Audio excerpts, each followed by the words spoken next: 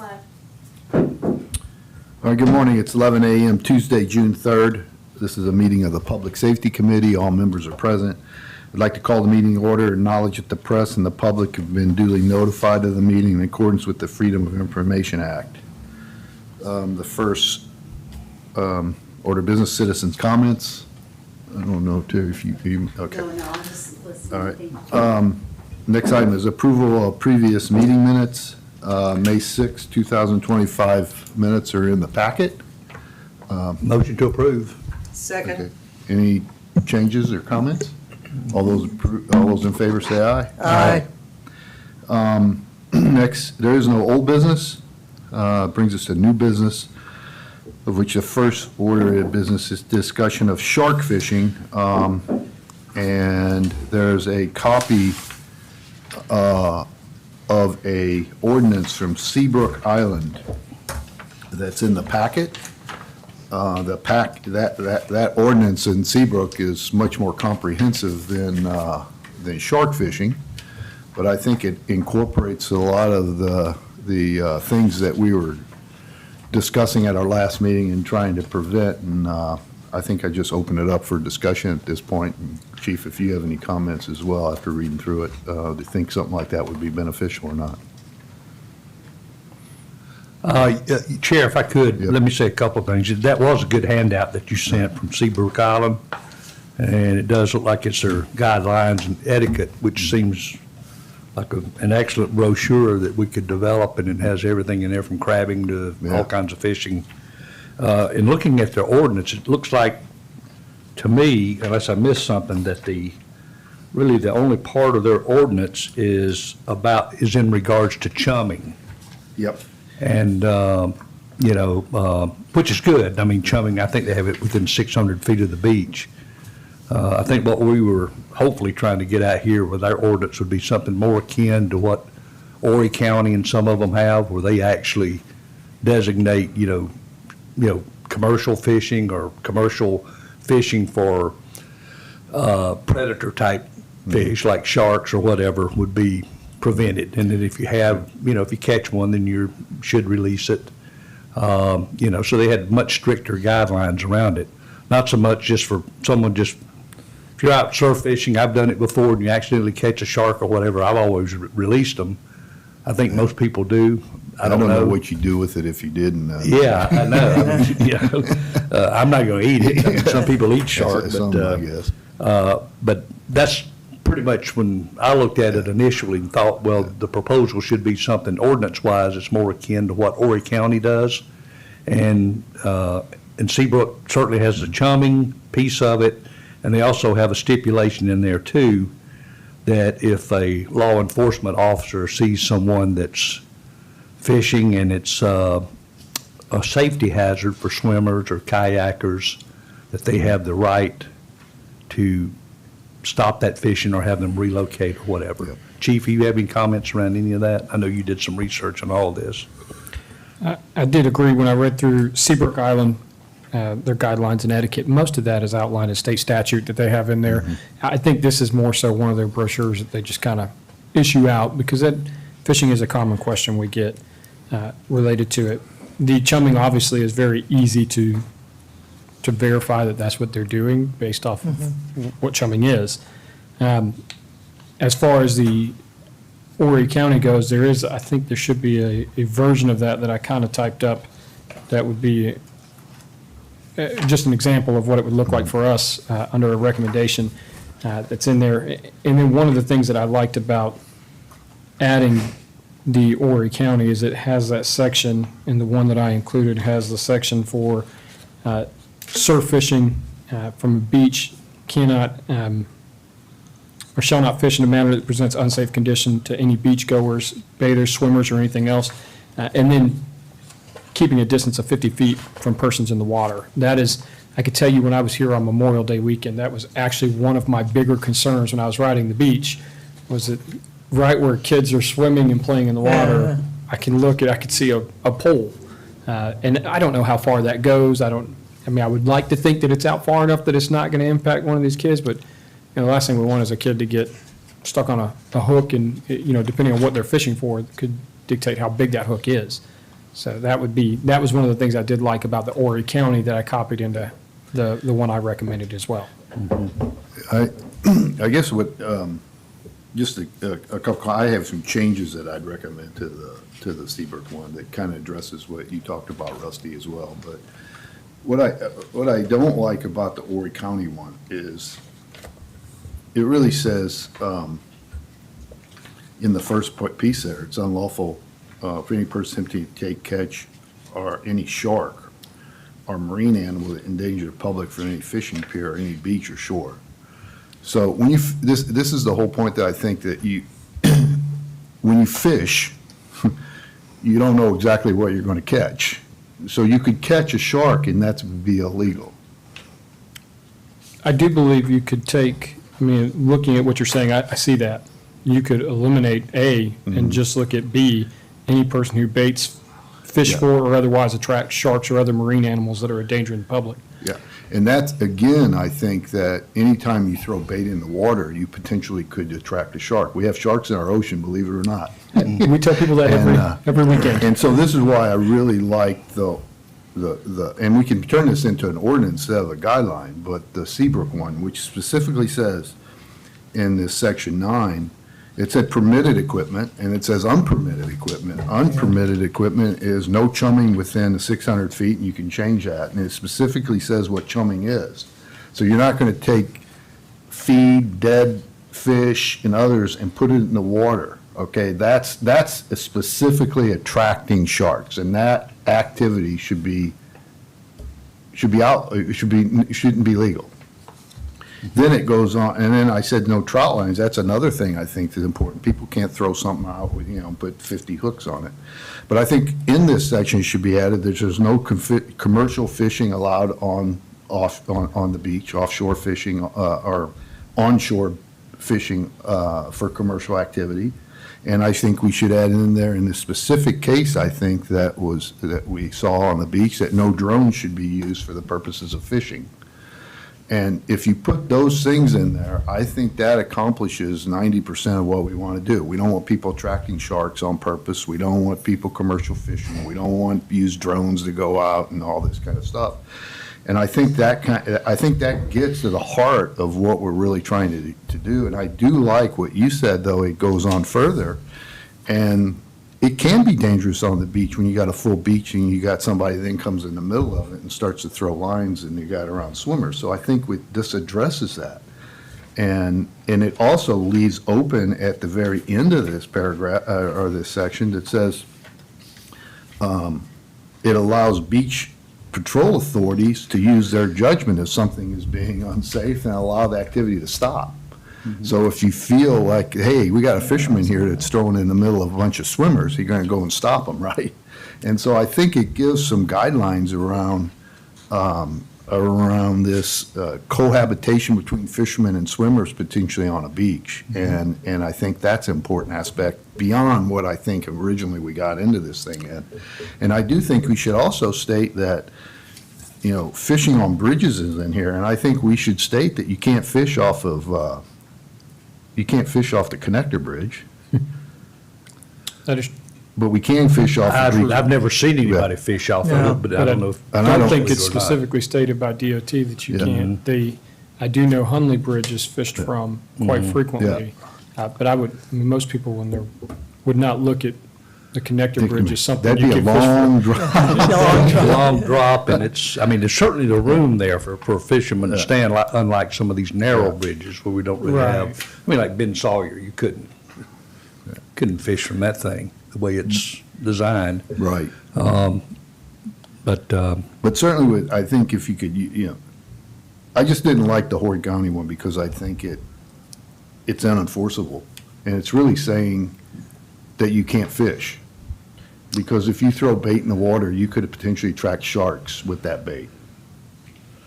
I don't read it that way, Chair. I mean, I know we all look at it in different ways sometimes, but it says it shall be unlawful for any person involved in attempting to catch or take any sharks or other marine animals that may endanger the public.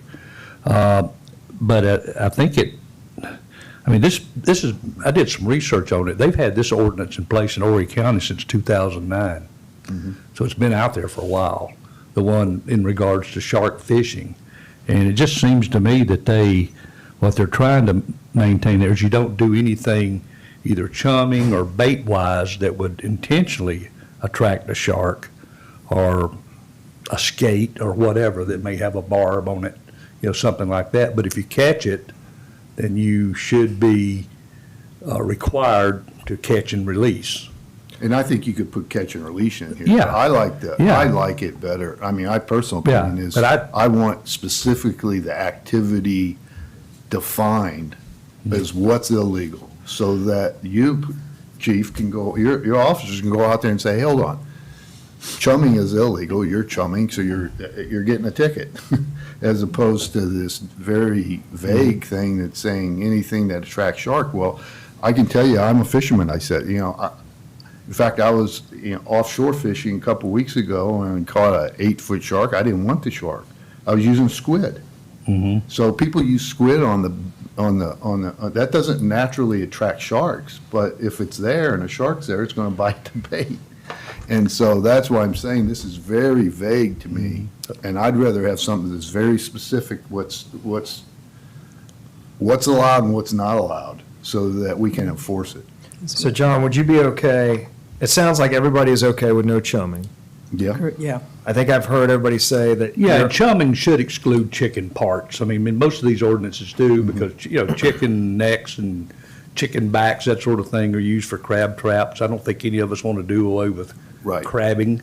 Right? And so do most you- of these exclude, most of it is other meats like beef, pork, fish, that sort of thing, but in the oils that come off of that, and exclude the chicken parts for crabbing. So do you like Seabrook's definition that it's? I do. I mean, I thought. Everybody good with that? I thought I that do. what they have on their books for chumming, and also the right for a law enforcement officer to make the call as to whether it's a safe activity or not in the area they're in, I thought that was all great.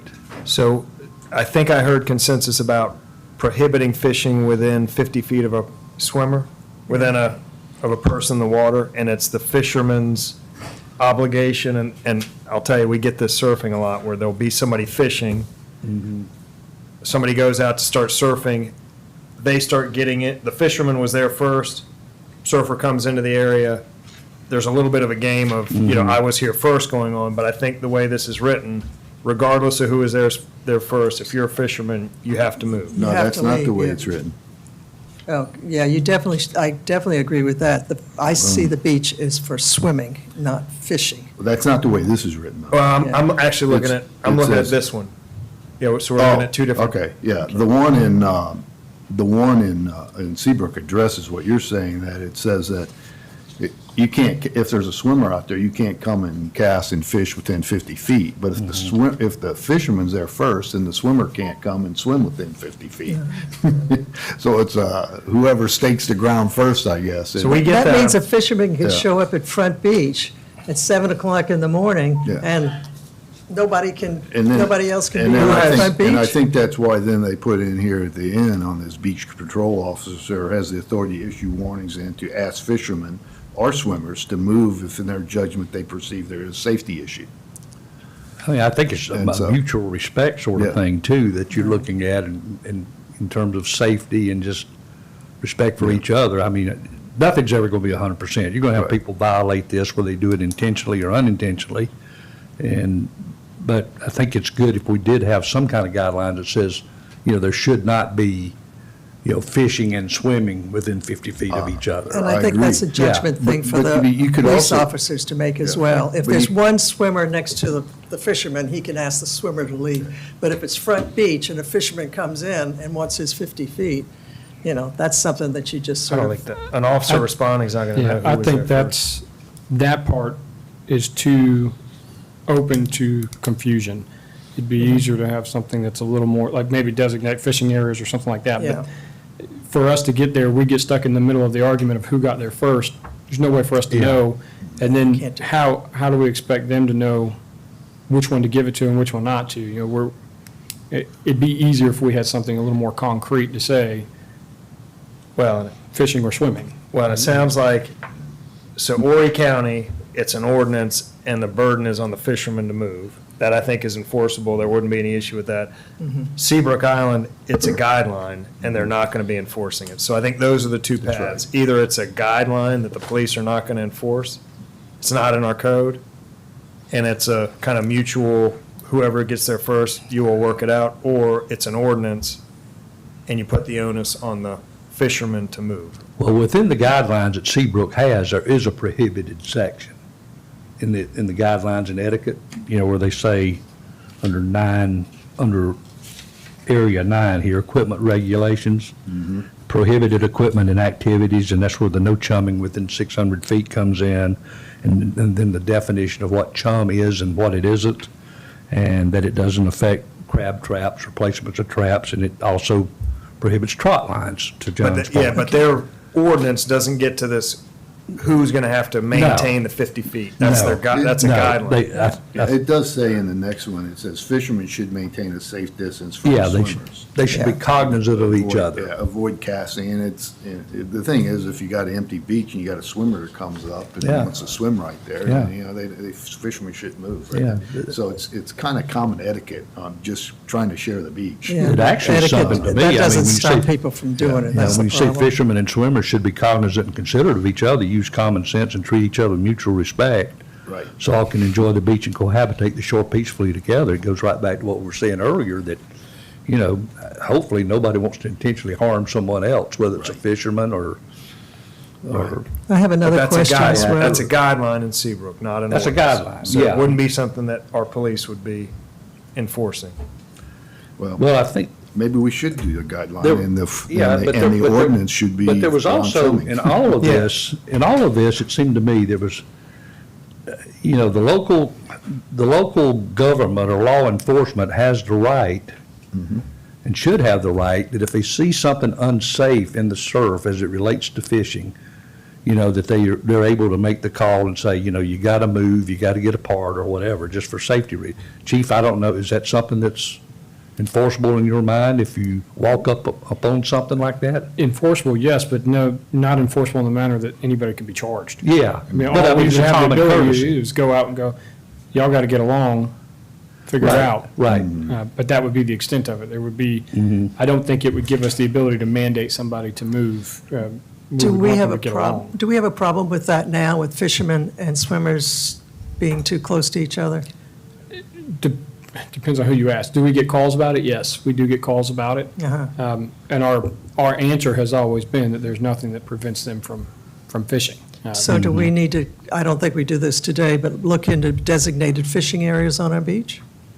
So that we have clear delineation between, That's hard to do, too. I don't know where you'd put how it. you do that. yeah, I think it's something to consider then. What I have seen have on the 6 miles. beach Yeah. is that typically it's a family that goes out. Yeah, Like if I went out with my family, my kids are probably going to want to swim. I could care less to swim. I'd rather fish.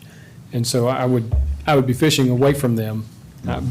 And that's typically what Yeah. we see is it's a group out there and one Okay. person is fishing. Every now and then you'll see a group that comes out just to fish. But most of the time it looks like it's a family member who's probably just okay. doing something they enjoy. So they're probably close to the swimmers because it's their family. Sometimes, yes. Okay. Except for Memorial Day weekend when the beach is just packed. Yeah. Okay, so we could prohibit it on busiest weekends if we need to in the future. I don't think we do it today, Yeah, I don't know. if it's a problem. The other question I have is about the fishing equipment, the rod and reel. Do we have any problems with, I know the larger, I'm not a fisherman, so excuse me for this, but the larger equipment that you would use for the larger fish that I think are the problem. These sharks that we're seeing on the beach now are small ones. They're not going to harm anyone. They're not big enough to really take a bite out of somebody, but, If your big toe runs into it, it may. Yeah. I don't know that, so. I've seen some that are definitely capable of taking a bite. Okay. Yeah. But And do it we- doesn't, you don't have to be very big to take the bite. Okay, do we need to limit the equipment that's being used out there or not? I That's mean, a question. I hate to just get too prescriptive on things. I think what we're trying to eliminate is people going out and trying to attract sharks to the beach. And so I think we need some guidelines, though, to set up, to kind of say, but it's from, in terms of ordinances, my personal opinion is we should put no chumming ordinance in place to track fish. No And- drones, Huh? no drones, chumming, no trucks, drones, and no no commercial, kayak. and no commercial Yeah, fishing on there- the beach. There's also the kayak activity Yep. that happens, like happened up at 44th or whatever, or 46th, where they actually drag the bait out beyond the surf line in the kayak, drop the bait out beyond the surf, and that's how they were Well, if hooking you the put in, sharks. if you put in no chumming a certain distance out, that Mm-hmm. would solve that, probably like, I don't know, 600 feet or 1,000 feet, whatever it is, you can put no chumming, and then regardless of how you get out there. Mm-hmm. Yeah, we have jurisdiction up to Yeah. a mile anyway, Yeah. but still, I don't know how far out. We do, I just, the downside is if they're taking a canoe out there, I don't, or Yeah. a kayak, I don't know what they Right. have in it. Yeah. And if it's out far Or- enough, I'm not gonna see what There they're are some dumping of out these there. operations that use drones to Yep. drop Yes. the bait. And I think we should put no Yeah. drones there allowed Yeah, for it's- fishing purposes. Yeah, Yeah. exactly. And Be it's, specific about it. and in my research on this also, I didn't spend a lot of time on it, but down in Beaufort County, there are at least one commercial operation who advertises on Facebook, that they will take people out and put them on lemon sharks and Yeah. bullhead sharks and right there from the beach. Yeah. And in Beaufort County, all of us that are familiar with it, you've got Hunting Island, which is a state park, Mm-hmm. you've got Fripp Island, which is private, Harbor Island, which is private, Hilton Head Island, which is surrounded by plantations. I don't know where this beach is they're launching from, or if they're just doing it, without a commercial license or whatever, but it kind of goes back to what Chief said in our last meeting last month too, is that, they're not licensed out here, so what they're doing is illegal to begin with. Correct. Yeah, that's already in the ordinance. So, You can't, so the that, only thing you that can ought do to be, is yeah, surf. that ought to be clearly stated that, there is no commercial licensing for this type of activity. Yeah, and that's how we were able to address this one issue. Uh-huh, And right. I do think there was the case of them coming back, knowing that they couldn't do it commercially, and the second time that they were out there that they were addressed, they said, oh, no, this is a family, we're doing this as a family activity today. We don't know if that's, hard to know if that was reality or not. But I don't believe But any of us. that's already there, the yeah, commercial aspect. None of us want to take the day-to-day family out there, or individual, whatever, and take away the right for them to surf fish. Right. I've done it on and off for 40 years. John's done, all of us at some point have probably thrown a line and a hook in the water there, and it's, and it's fun to do, and it's kind of a surprise what you pull up sometimes. So I think if we just can get a draft of an ordinance that specifically addresses those things. No and chumming, no that's drone, no trot line, is that Yeah, it? no, and if you want to put no commercial operation, if you feel that's covered already I or think that's not, covered. then- Yeah. But if those type of things, and then come back to us with Yeah. what that looks like. And I think though, we should consider whether we want something around guidelines though, too, to help just people understand that everybody needs to get along on the beach. Yeah. And be respectful of each other out there in Yeah. terms of fishing and and at the end of the day, I think, you're right, on a busy, you got a Memorial Day kind of weekend and the beach is totally packed and somebody comes on with the fishing lines and rods and wants to throw hooks out there. You gotta say, whoa, what are you thinking? And, not that you want to give a ticket or anything, but they should be stopped, and that's an unsafe practice. But, so I think set of guidelines around that to help guide all of I everybody. do think what you sent us Yeah. is excellent. Yeah. What Seabrook did is very comprehensive. Yeah, I would say yeah, I that do. the downside to a guideline is if I go out and say, hey, that's unsafe, and it's just a guideline, it's unenforceable, they could tell me to pound sand Yeah. and just keep fishing. Mm-hmm. I have no teeth to do anything other than go, well, I told you, so if you hurt somebody, you're liable. Yeah, but don't you have something that if you see an unsafe act, you can stop? I think unsafe act gets, especially when you're talking about dealing with the water Yeah. and fishing, how do we determine what's an unsafe act? I don't know how far they're casting out. I don't know how often they're reeling in. I don't know if they cast out a good Yeah. distance and then they don't reel in until people move out of Yeah. the area. I don't know. I think it's a little more convoluted Yeah. and complicated, but ideally, what we do now is we just go out and we go, hey, y'all got to kind of figure this out, use some Yeah. common sense, be smart, be And responsible. I think most fishermen have enough common sense that they're not gonna throw a hook into people, but I'm just saying that it's, if you put a, if the beach is empty, and that's a different story, you should stay Agreed. away and respect one another. I'm not sure how Seabrook distributes these guidelines. I know it's online, obviously, but, I mean, they may have a printed brochure that they're giving rental agencies or property managers to distribute.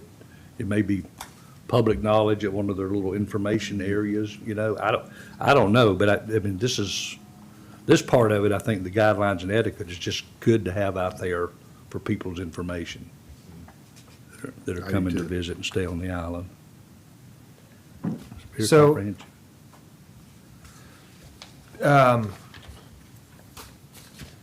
What about, so John, I think I understood your comment about you go fishing, you don't know what you're going to catch. So I guess I understand the kind of conundrum of you might catch a shark.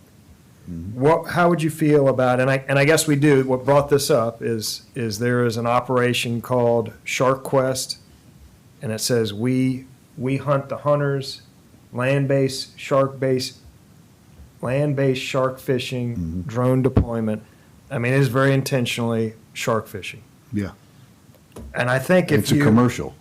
and it's commercial, but they're also doing it, for family fun. So I don't know, Yeah. this could be a one-time thing, but would there be an objection in just including, and it sounded like from your comment, nobody else is attempting to catch a Yeah, shark. I can't say nobody, but I mean, generally, I think most people are going out on the beach and they're throwing out there and they're hoping to catch something to eat and, yeah. that they can, and, like you said, you take, your kids can be fishing with you and it's fun to reel a fish in.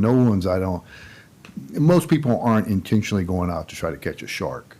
Yeah, because these guys are, but Yeah, I think they're the but first that's we've why ever been aware that's of. why we want to stop. They're probably the ones out there. They're chumming the water. They're the ones sending the drone out and the kayak, and they're doing everything possible to get a shark to come in and attack to get to the line.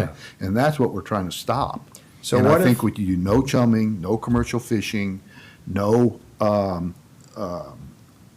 drone deployment. Those type of things are specifically aimed at that group that you just talked about, and that's what we want to try to stop. Right. So I think without putting something in the code that says it's unlawful to attempt to catch sharks or to take sharks, you're running the risk, and I don't know what the likelihood of this is that we stop it drone deployed, we stop chumming, we stop trot lines.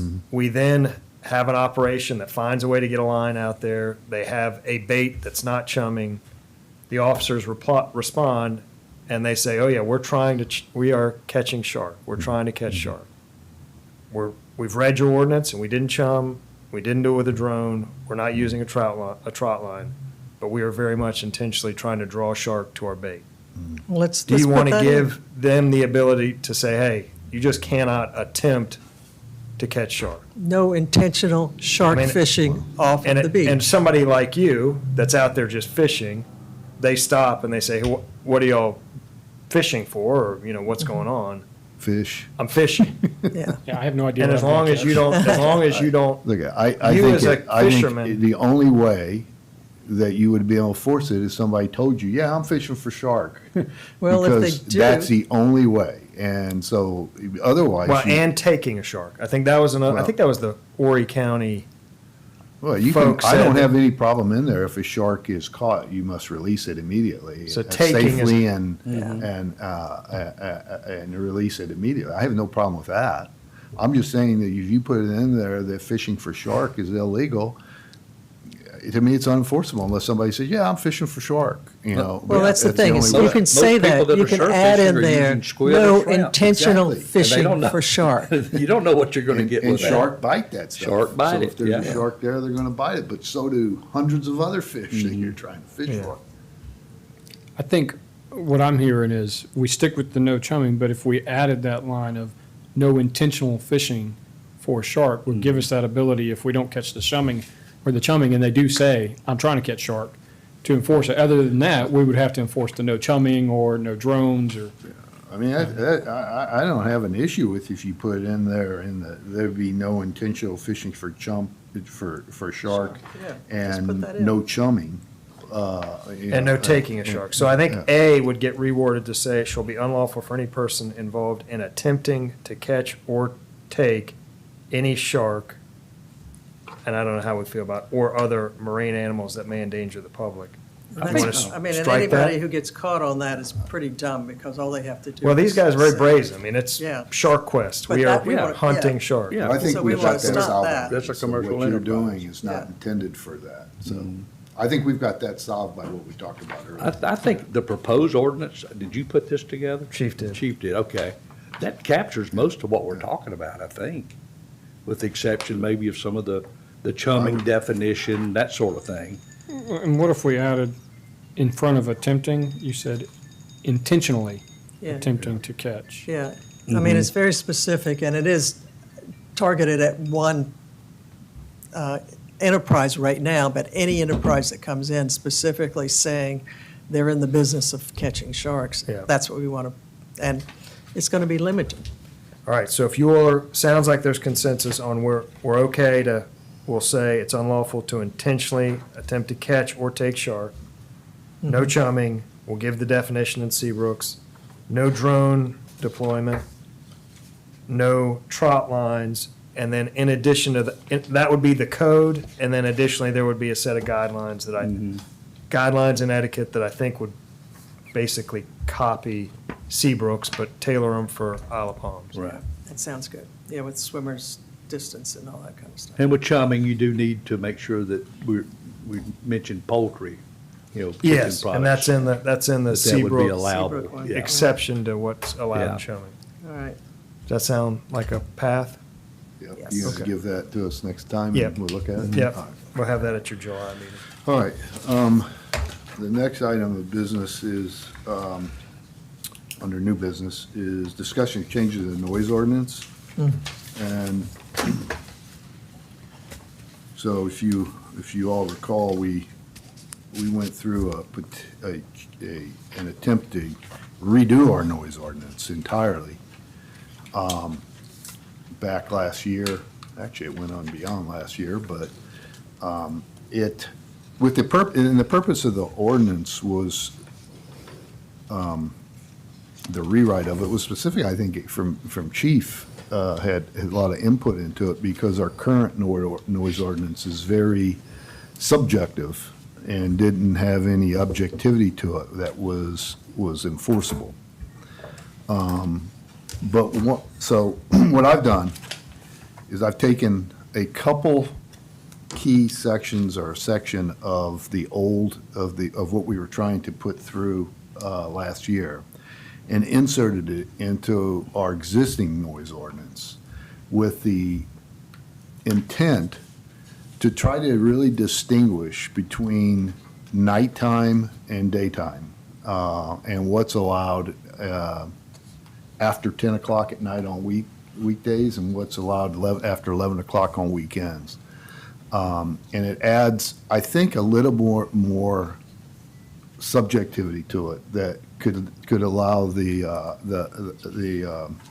allow it to be enforced a little bit easier. But let me run through, and you may have been able to read it, but let me run through some of the changes. So the current ordinance here is 3 pages. It's section 9-2-5. And in the first paragraph, which is really, section A of this is really specific noises. And it's not all-inclusive, and it says that, but there's a listing of things, of specific noises that are unlawful. And I just added a piece to the top that added to that. It's where it says, "It shall be unlawful for any person to create, assist in creating, permit, continue, or permit the continuance of any noise in the city that is unreasonably loud or disturbing." So that's our existing, and I've added, "or any noise which disrupts the peace and quiet of any neighborhood and which does annoy, disturb, injure, or endanger the comfort, repose, health, peace, or safety of reasonable persons of ordinary sensibilities, except expressly allowed pursuant to subsections E and F of this section." And then it goes on and lists some of those things. I think that's a minor change, but gets to kind of the intent of what we're trying to really solve in terms of a noise ordinance. The real change comes in section B. This used to be an amplified sound section at night and at day. And I've changed it to sound, so it's all sound, nighttime. And really, the change comes where this first part of this thing talks about all different types of amplified music. And then I've added, or any sound created by yelling, screaming, or loud talking between the hours, and I put 10 p.m. and 7:30 a.m. Sunday through Thursday. The old one used to be 10 a.m. to 10 p.m., but I think that conflicts. I think Chief and I were talking with some other elements of our ordinance that allows work to start occurring at 7:30 in the morning during the weekday. And then the weekend hours, 11 to 9 a.m.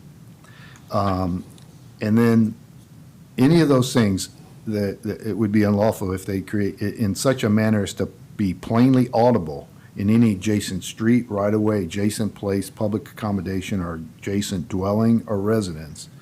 For the purpose of this section, plainly audible should mean any sound that can be detected by and I scratched out reasonable person, or reasonable, because when the chief and I were talking, we don't know what the definition of reasonable is.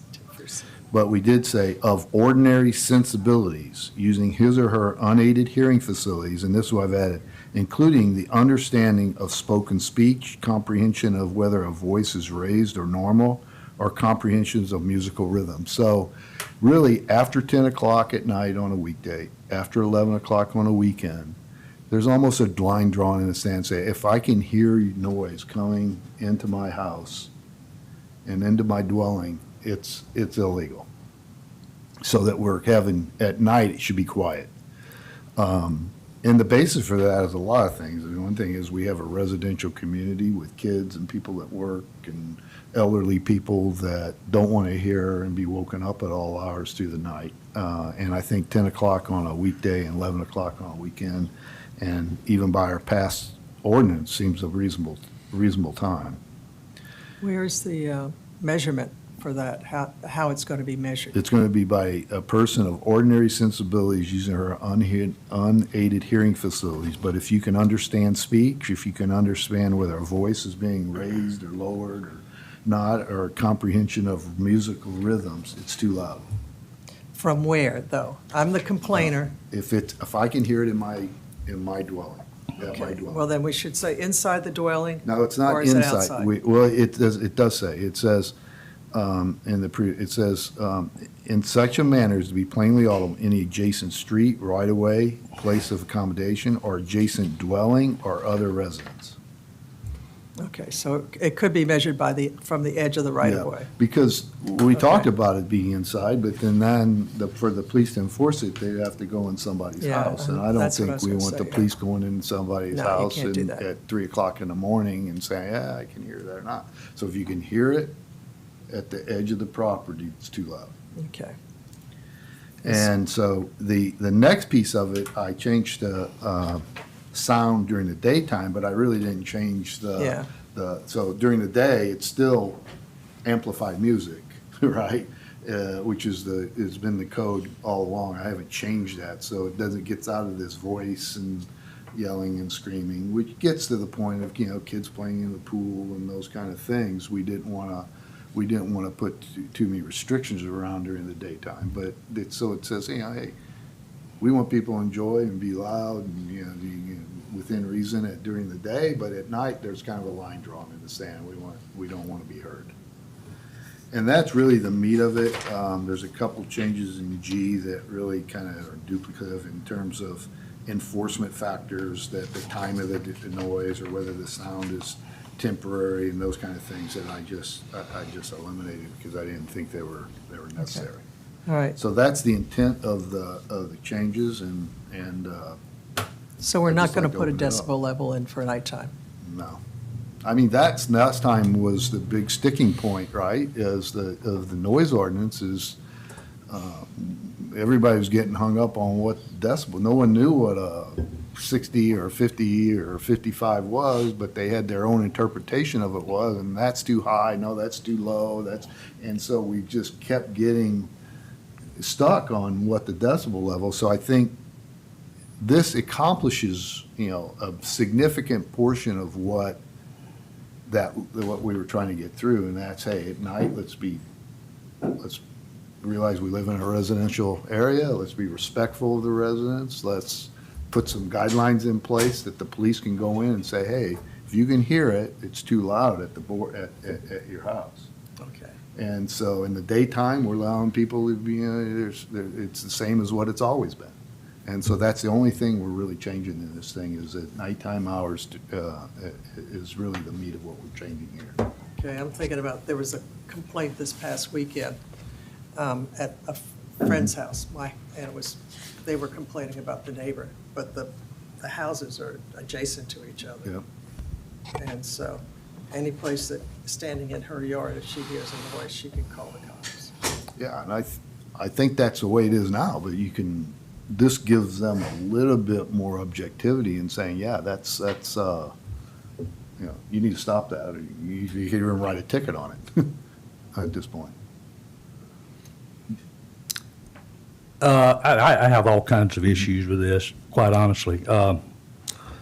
First off, I don't think it's any more objective. I think it's more subjective when you read it. It seems to me that in the declaration under A, declaration specific noise, this is what's already part of our ordinance. It shall be unlawful for any person to create, assist in creating, permit, continue, or permit the continuance of any noise in the city that is unreasonably loud or disturbing. I think that pretty much covers any type of noise that may happen daytime or night that could be disrupted by that definition there that would give the law enforcement a good chance to possibly enforce it. And then also in that first paragraph there too, we leave reasonable in, but we take reasonable out in all the other areas. Yeah. I don't know the difference on that as to why that was done. I agree, I think it should be removed. Yeah, but it just seems to me what's redlined here in A, or any noise which the peace and quiet, which disrupts the peace and quiet of any neighborhood and which does annoy, disturb, injure, or endanger the comfort, repose, health, peace, or safety of, taking reasonable out, of persons of ordinary sensibilities, should be deemed to be in violation.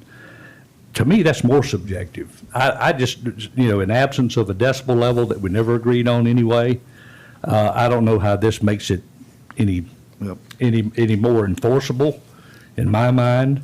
If you move on to B on the second page there, when we start talking about the amplified music, I get all that, but it says, or any sound created by yelling, screaming, or loud talking in between the hours. I'm fine with the hours we're talking about.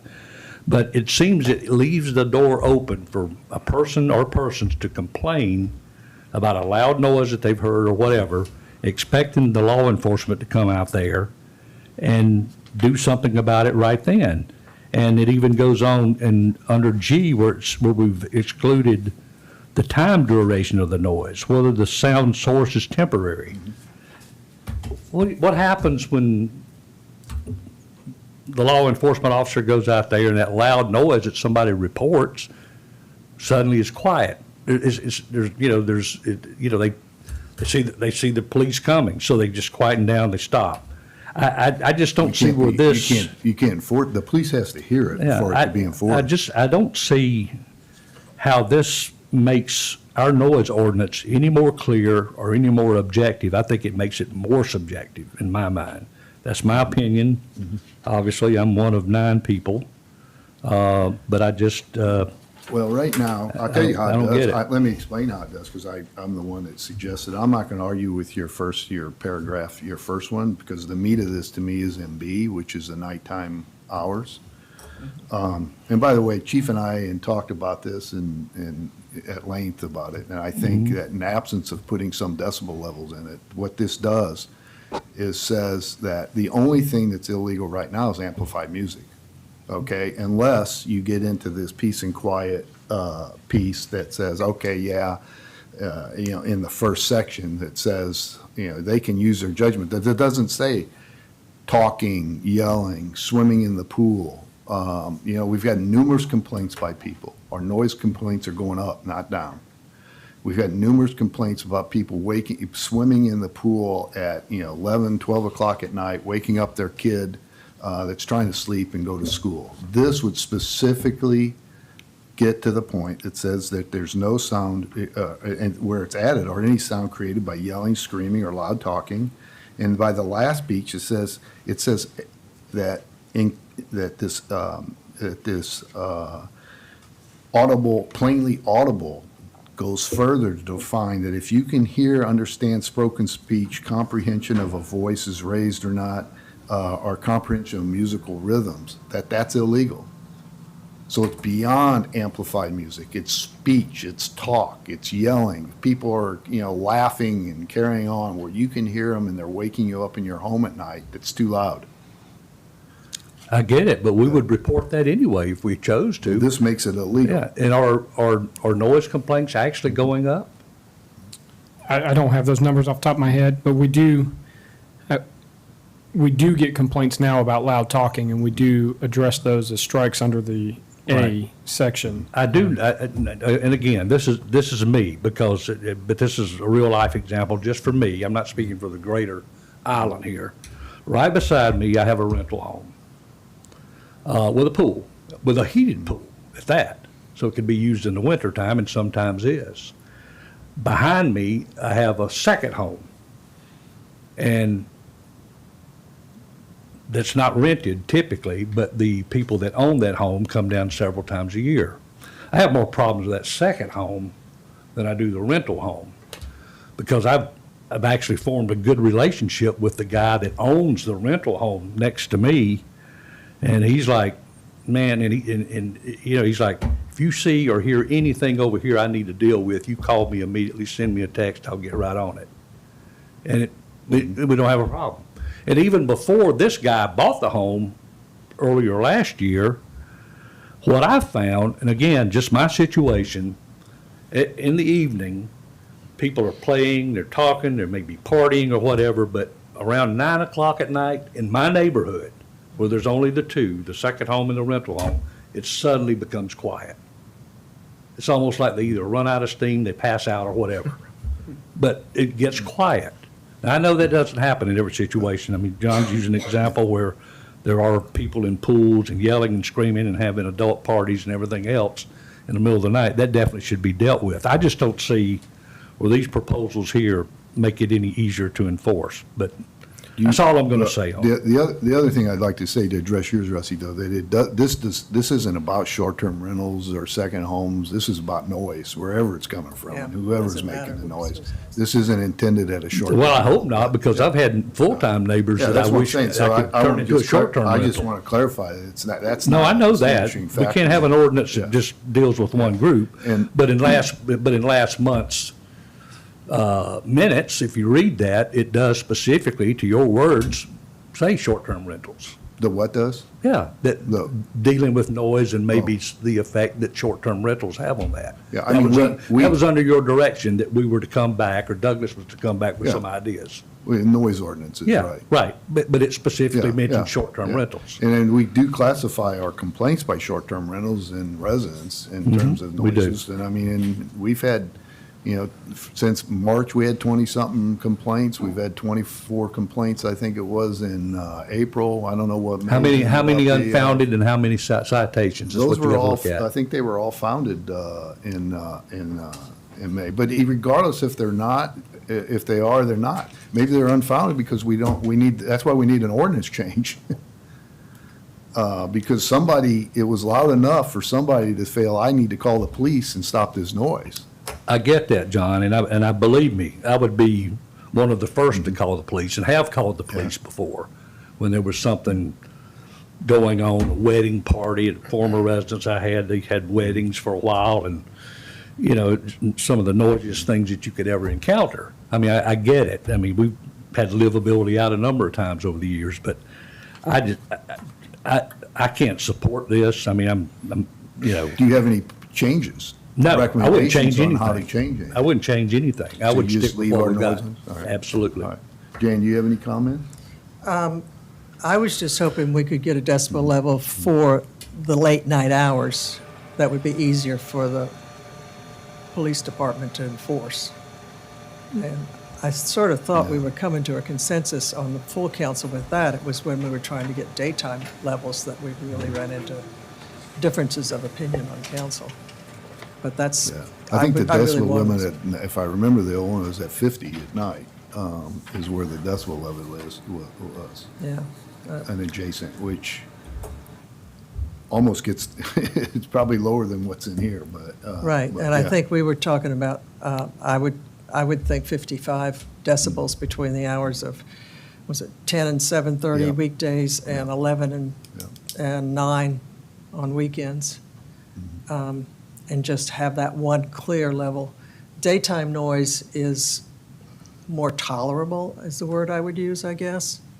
You know, unless it's going on, somebody's having a rave next door that's lasting 8 hours.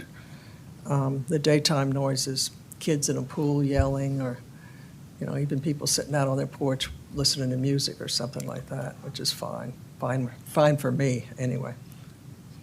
Is our intention to vote on this and take it to workshop, or?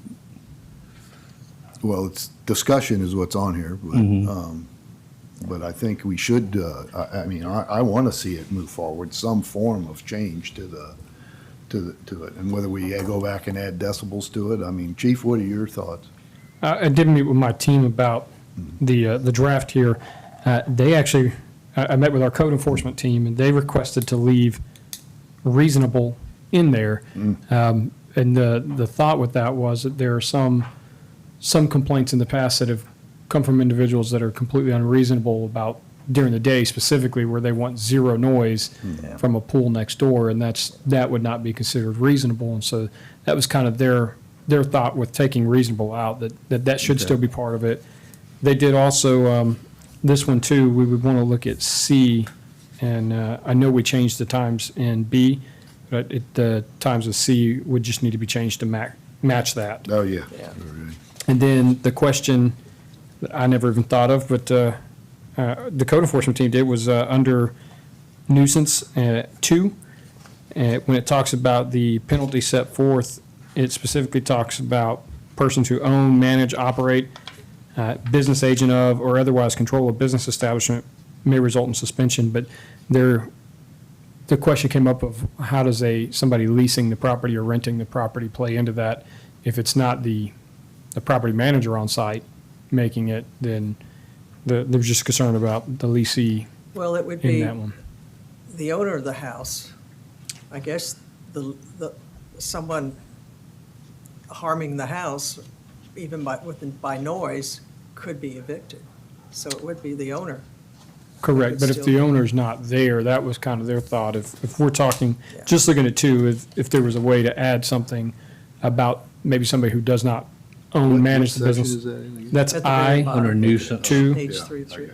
When it talks specifically about the revocation of business license, it was just kind of looking at if somebody's renting a property, Well, they're it's- none of those, and technically, if they're none of those, does it still apply for the suspension? Which we do address in a different one with the strikes, but if this is part of the strikes, it would have to be clarified in here somewhere. What about, though, the discussion around, it being more enforceable as opposed to less enforceable? I think it's really, we're already enforcing loud noise and loud speaking. I was looking at it yesterday, and there were several complaints that were founded, and they were dealing with loud talking at night. So we're already addressing the talking. I don't know that this would make it any less enforceable or necessarily any more, but it would kind of give a clearer definition maybe for court if a ticket was issued as to what it is. But we are already addressing the loud talking. When I looked at it yesterday, there were several on there that were founded complaints specifically from loud talking. What's been our record of founded complaints about noise when it does go to court? Have we had them thrown out? We've had some thrown out, yes. We've had some that were convicted. It kind of depends on on the argument made on both ends, and that's how your court should be. You know, Right, Looking at exactly. the evidence proposed or presented and what the defendant is presenting, and, you know, that is, it should be one of those things where So it's really probably no different than it would be under any change in this either. with this Correct. trend. I don't think this would change that aspect of Yeah, But it. you do think that decibels would? Decibels, I would say decibels give us, we get a lot of questions, and a complaint over the weekend, as I was watching the videos, the number one thing they were asking was about decibels. And we do get that in a couple times out of the week when we stop and deal with one. We'll get that complaint of what decibel are they at? So it's, No, I'm not asking that. I'm saying, do you feel like if we added, as Jan suggested, that we go back and add nighttime limits on decibels, that would be more enforceable and be a better ordinance in terms of less subjective, more objective? I definitely think if there is a measurement in place, and we've got all the guidelines set in place as to how that measurement's obtained and what it's used to obtain that measurement, certainly, it's no different than using a radar to determine speed. It is definitely easier to defend in court when you've got something concrete like that to say. But it's also something that over the past several years, we've never, as a council, come to any resolution on. It's been up and down, it's been discussed and rediscussed, and putting a decibel level in place, I mean, it's a whole nother argument in my mind. I think we're dealing with this right here, but we can go to a workshop with this, however you want to do it, Chair, if we want to vote on it. I'll just be on record as not really recommending any changes, but we certainly, if we choose to take it to the workshop, that's fine with me too. Well, I would like to take it unless there's more, unless we want to think about it more. It sounds like you're closed on it, so you're done. But if you feel like we need to work it more, I'm willing to bring it up next month again. I don't think these changes really make a significant difference in our enforcement capabilities. I would like to see, decibel level only for the nighttime, the The night- overnight hours, not even Well, evening. Then I would overnight suggest we hours. leave it on the agenda for next month, and let's talk about and go revisit the last ordinance and see if there's not something at night times we should bring forward with the decibel level. I don't know what the feeling of the Yeah, entire yeah, council is on that, so, I mean, I think that's just. So we're not going to take any action on it today other than come back next month with? Yeah, we're gonna put it on there, review it next month, I think, as Yeah. terms of changes with decibels in it. There's really nothing to take forward unless we, Yeah. unless we review it again. So the next item is discussion on beach inlet signage and parking. There's some information in the packet. I think, Chief, you've got some thoughts on it too and did some work on it, right? So I don't know, Douglas or Chief, if you Yeah. guys want to. I would just kind of preface by saying, with the number of calls we've had and the number of incidents we've had in Breach Inlet here recently, and there's kind of a feeling that there's more activity at the inlet than there historically has been. The issue of the two drownings last month kind of raised the question about, is it signed well enough? There were discussions about the fact that there used to be a pretty ominous Grim Reaper with the number of deaths, kind of prominently displayed down there. We obviously went away from that with a more kind of friendly-looking sign. But the point has been kind of brought up to us is it signed well enough? I mean, are people, is it just in human nature to avoid the signs, to not look at the signs? And I think an issue that we kind of thought about internally was this issue of, there is a very large prominent sign as you go into the Breach Inlet area right at the bridge, but there is not any way to know. I mean, you would have to kind of guess as to where it's unsafe. You know it's unsafe right when you get off the path. How far up the beach do you have to go up and around to get to a point where it is safe? That's not intentionally, I think that's not currently signed, because I think those, as we know, those inlets are dynamic. It could almost be safe up and around the corner, 1 month, and then a month later, the currents have changed a little bit, and it's less safe. So I don't know that we have a perfect resolution for that, but it just elevated the issue to us enough that we thought it would be worth some study and some coordination specifically with Breach Inlet. We were made aware that we have very different attempts at notifying the public on the two sides of the bridge. I think we've collectively agreed that it would be good to develop one message for both sides. It's one inlet, and we think that Sullivan's Island is agreeable, that once we come up with kind of a model that works for us and them, that we would collectively put that into play and develop signage and for both sides at the same time. So kind of a unified effort. We both definitely manage it together. We didn't want for us to do something and then feel like Sullivan's Island, was still open and kind of had liabilities and vice versa. They do something and they could kind of say, well, that was on them. They went on their side. They didn't see the signs, and so that's some deficiency in one island versus the other. So we wanted to avoid that. So Chief has been working with his staff and the Sullivan's Island staff to develop some recommendations, and wanted him to kind of go through those and just get kind of a general head nod if you felt like it looked good, or if you thought there was other things that we should be considering as we went through that, just let us know that. And so Chief, you want to kind of go through what y'all's thoughts have been on it? Sure. I mean, I think Douglas summarized it, really, really well from a high level. And this was just more for, long-term, are we reducing our risk to our community? Are we doing everything possible? And what could those things be? And so we just thought about this at a high level creatively about all these opportunities and wanted to bring it to your attention and get feedback from you, get direction, support.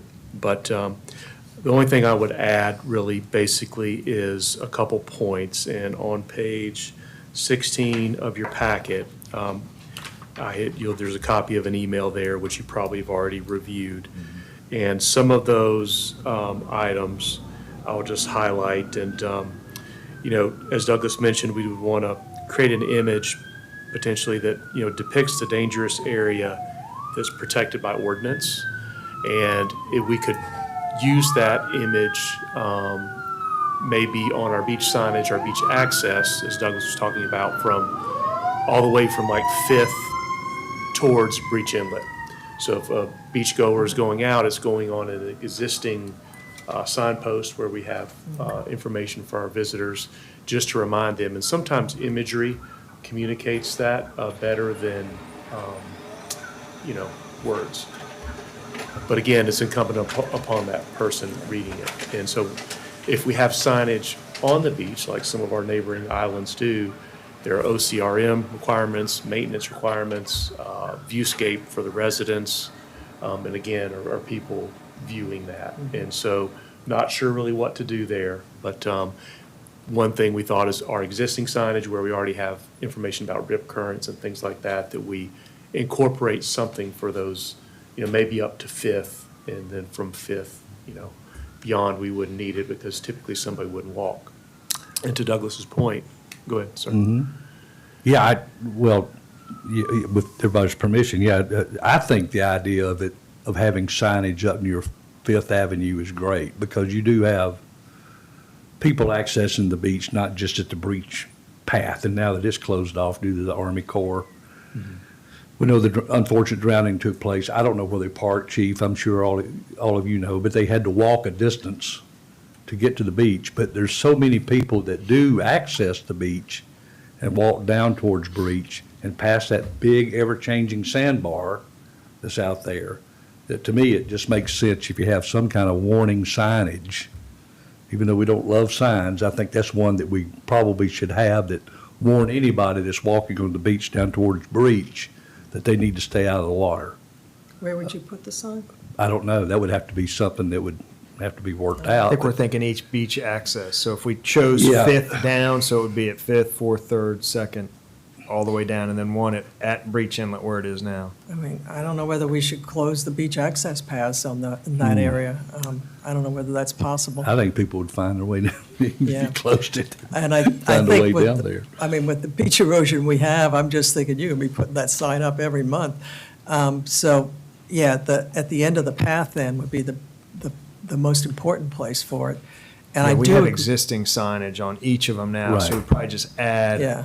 add this to the existing signs in those. two things. I think, Chief, your comment about putting the logos up there for the municipalities and agencies that are involved is important, because in some ways, sometimes it appears that it's the private homeowners that are putting up signs saying no trespassing or whatever. And so people from off-island that come here think that it's just, people trying to keep them away kind of thing. So if we make it, it's got to be official, and the municipality, I think, is the best for us to use for that. And the second one is put it on at the end of the paths, and so that the sign will stay for more than, a few months. It's not going to have to be replaced. And thirdly, because of what happened recently, we definitely need to have something in Spanish that, will at least alert anyone coming who's Hispanic that, this is danger too. I guess the Sullivan's Island sign has a little bit better language than and presentation in Spanish than ours. Yes, ma'am. So if you go to page, let's see, I think that's. Sullivan's 23, yes, sorry, thank you, Chief. Yeah. Oh, my gosh. So page 23, there is a sign, a little rider on the bottom that says Corrientes Mortales, and Is talks that- about, so what we Yeah. did is we went to Sullivan's Island and said, hey, could you share that template with us? And so that is mounted on their side, and it's also mounted on our sign now as well. Okay, Yes, ma'am. great. We Great. did Yeah, I thought that was on perfect. Friday. Robert Acero and Chief Giddens in our fire department. Chief Uh-huh. Giddens went and picked it up from Mahoney Sign Company, and they were able to mount that before Memorial Day. So we used Sullivan's Island's template. Good. The only thing that's different is our fine is a different amount than Sullivan's Island's fine.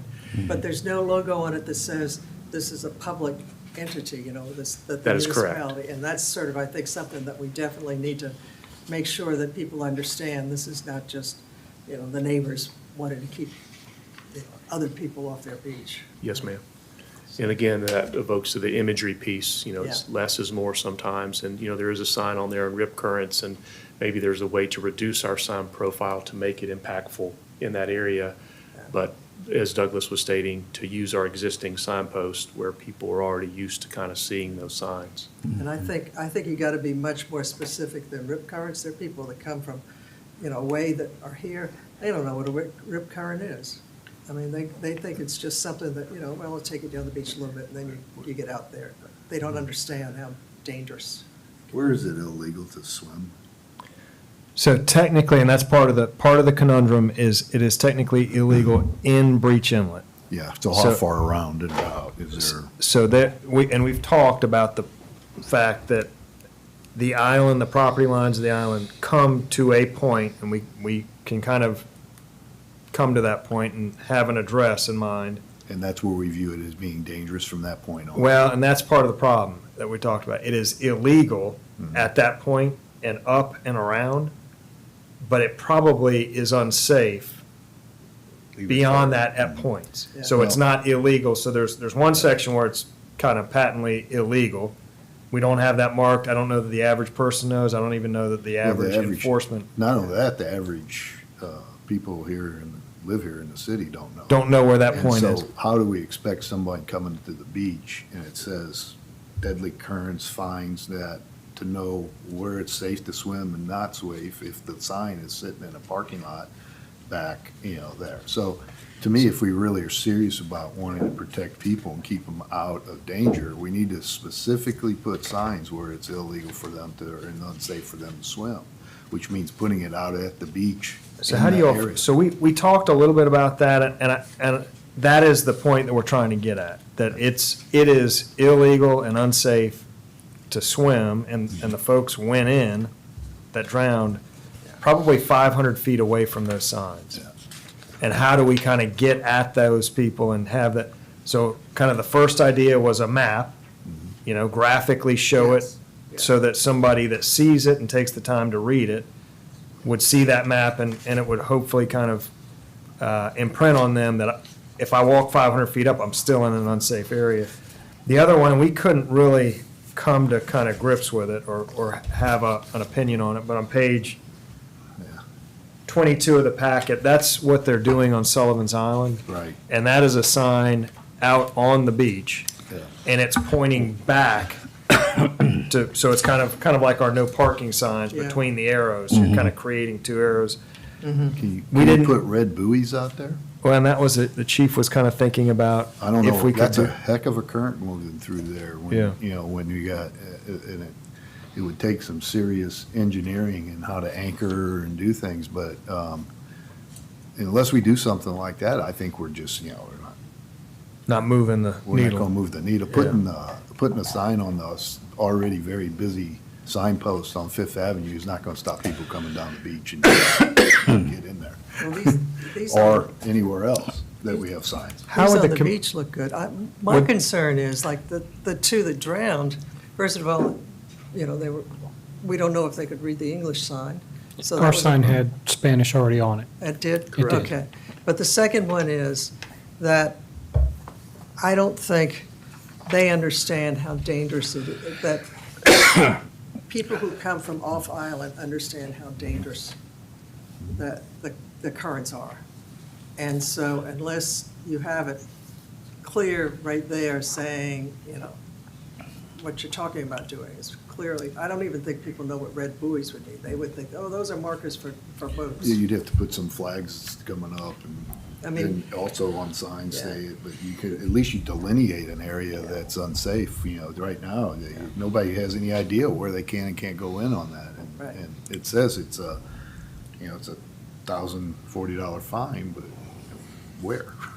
Right. I'm a big fan of signs that say no swimming beyond this point. But one of the things when Chief Oliveris and I talked about it, I told him on the phone, I said, there used to be this Grim Reaper, and he was immediately able to recall exactly what that sign said. Uh-huh. And so one of the things I've kind of been saying, not that we need to bring back the Grim Reaper sign, but it was a bold sign with a bold statement to the point that anytime you talk about Breach Inlet, anybody who was here at that time can recall that sign and recall what it said. And so whatever we do, my recommendation would be that we make whatever statement is on it bold enough Yes. that people will remember it like that. Yes. Because that was the crucial piece. Everybody, I was not here for that sign, but everybody that was can recall that thing very vividly from what Exactly. I hear. What did it say? Exactly. Do you remember the words? Hugo took Well, it out. it had a number. Or Floyd, I think it one of had the a two. number of deaths. So Oh. I guess It from did. your standpoint, this is just this is ineffective? It is a large sign that we see when you're coming out of that Breach Inlet parking lot, and based on where the car was parked, these two individuals walked past that sign, but it's white and it kind of blends in with that bridge in the background. It's there, it's very, very large, but I think it's missed.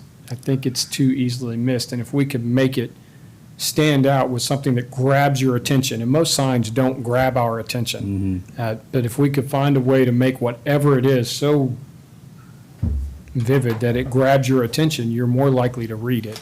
And How do and you all where. feel about? It has to say where. It has to give. Agreed. the- That makes it easier for us to where it's safe enforce, and where it's too. not safe. Yes, Yeah, and if and we I- had a sign that said, you come around from Fourth or Fifth, and there's a sign that says, no swimming beyond this point. Right. Yeah. That is very clear for us, it's very clear for them. And I think we need to have them, though, if we're talking about Fifth Avenue to Breach Inlet, to the Breach Inlet parking lot, we need to have them periodically along there at every single beach access point too, so that anybody, Out on the beach? Are you saying kind of like these, on the beach?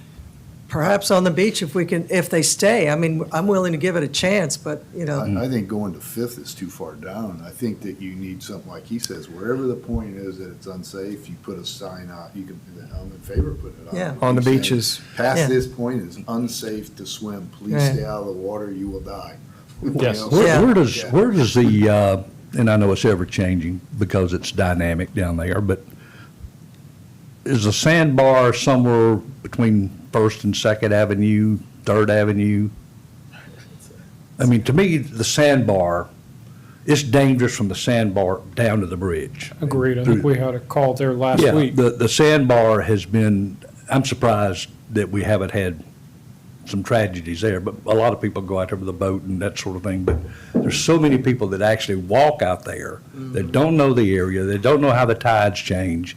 And they say, oh, man, look at this great sandbar. Let's go out there and let's look for shells or whatever. Next thing you know, you've got a trench full of water, Yeah. 3, Comes 4, in 5 fast. feet deep, running Yeah. quickly between you and the And the shore. mainland, the shore.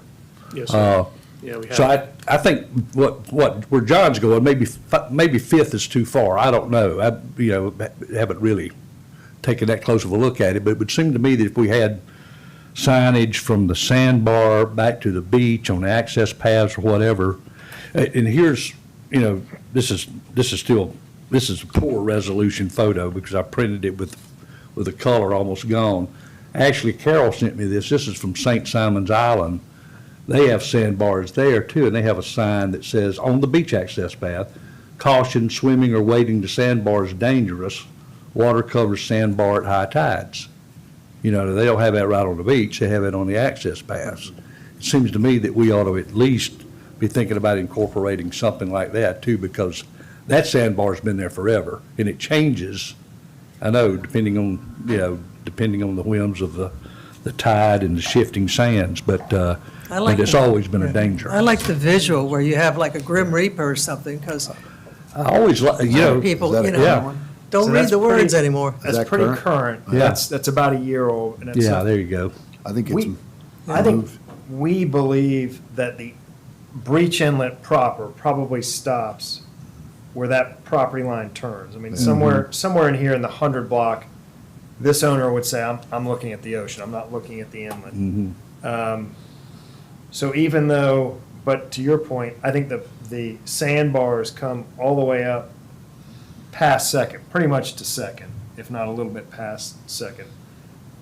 So, and I don't know if it's critical for us to distinguish where it is illegal and we'll give you your ticket, and where it's just Unsafe. generally not advisable, Well- not Yeah. safe, and that does change a little bit. If people keep dying because they're swimming off of our island, that's not going to be good for tourism, as well as the safety of our people visiting us. So I would rather err on the side of being a little more cautious than we need to be in terms of how we're going to sign this. I think we were not really thinking about putting them out on the beach. Okay. And we have, but I think I'm hearing from this group that you will feel like, and I think we wanted to be, there's kind of this balancing act of being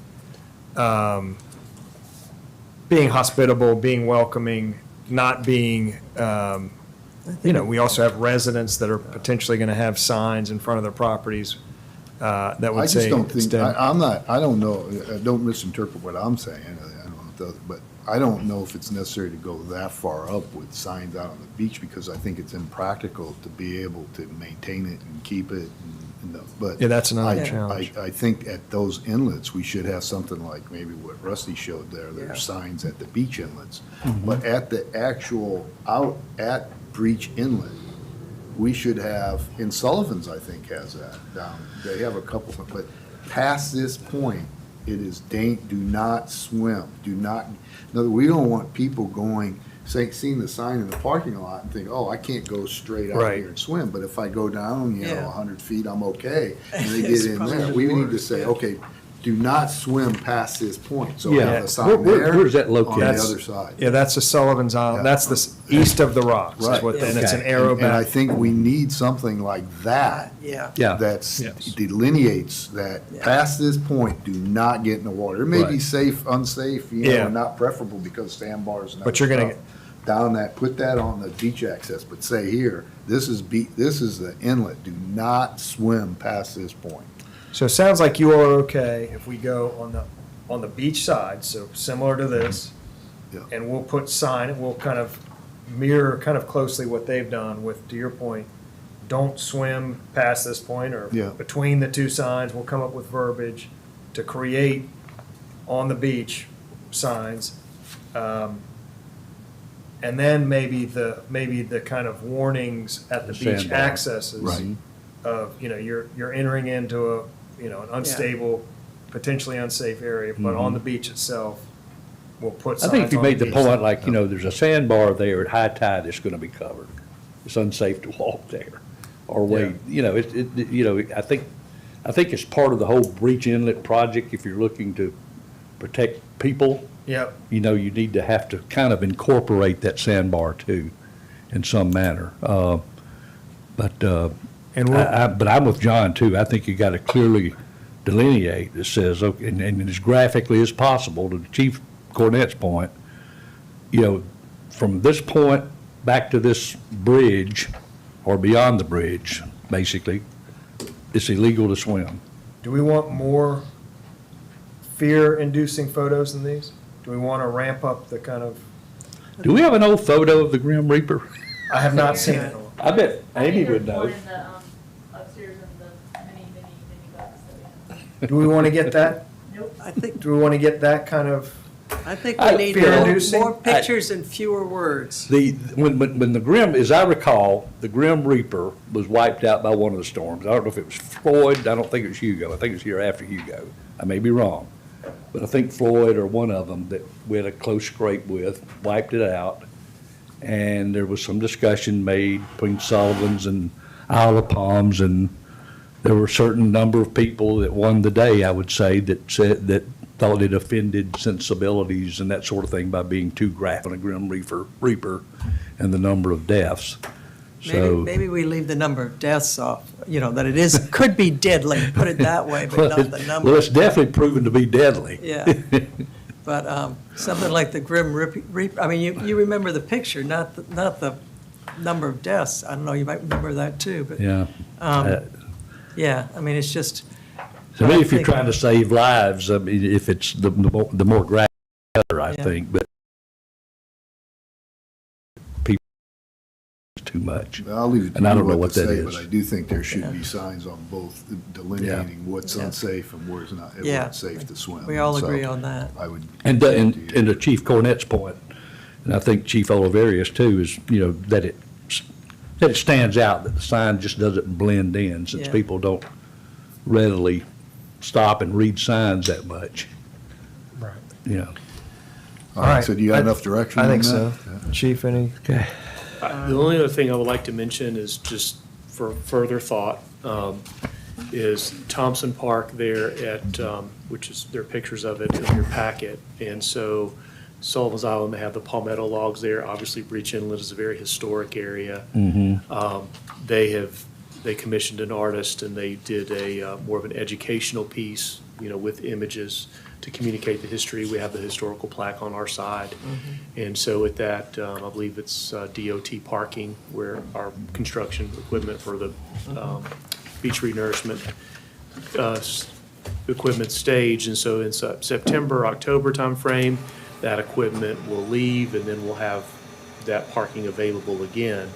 And so is there something that council would want to consider on to enhance that area to honor our history, but also to educate and protect the public at the same time? And it's also a gateway to our island. And so would that also be something that council would consider? Is there an opportunity there? I don't know, but I just wanted to bring it up for discussion. I do see people when I'm driving home, I drive home that way every day, and I see people stop, park there, reading the signs and the plaques. And so if we could potentially funnel those people and make it a gateway, there might be an opportunity this fall to also reduce our risk and beautify our island, but and educate at the same time. I think it's a good idea to beautify it there, personally. Are you talking about to eliminate the parking there, so? I'm not saying to eliminate, I'm saying We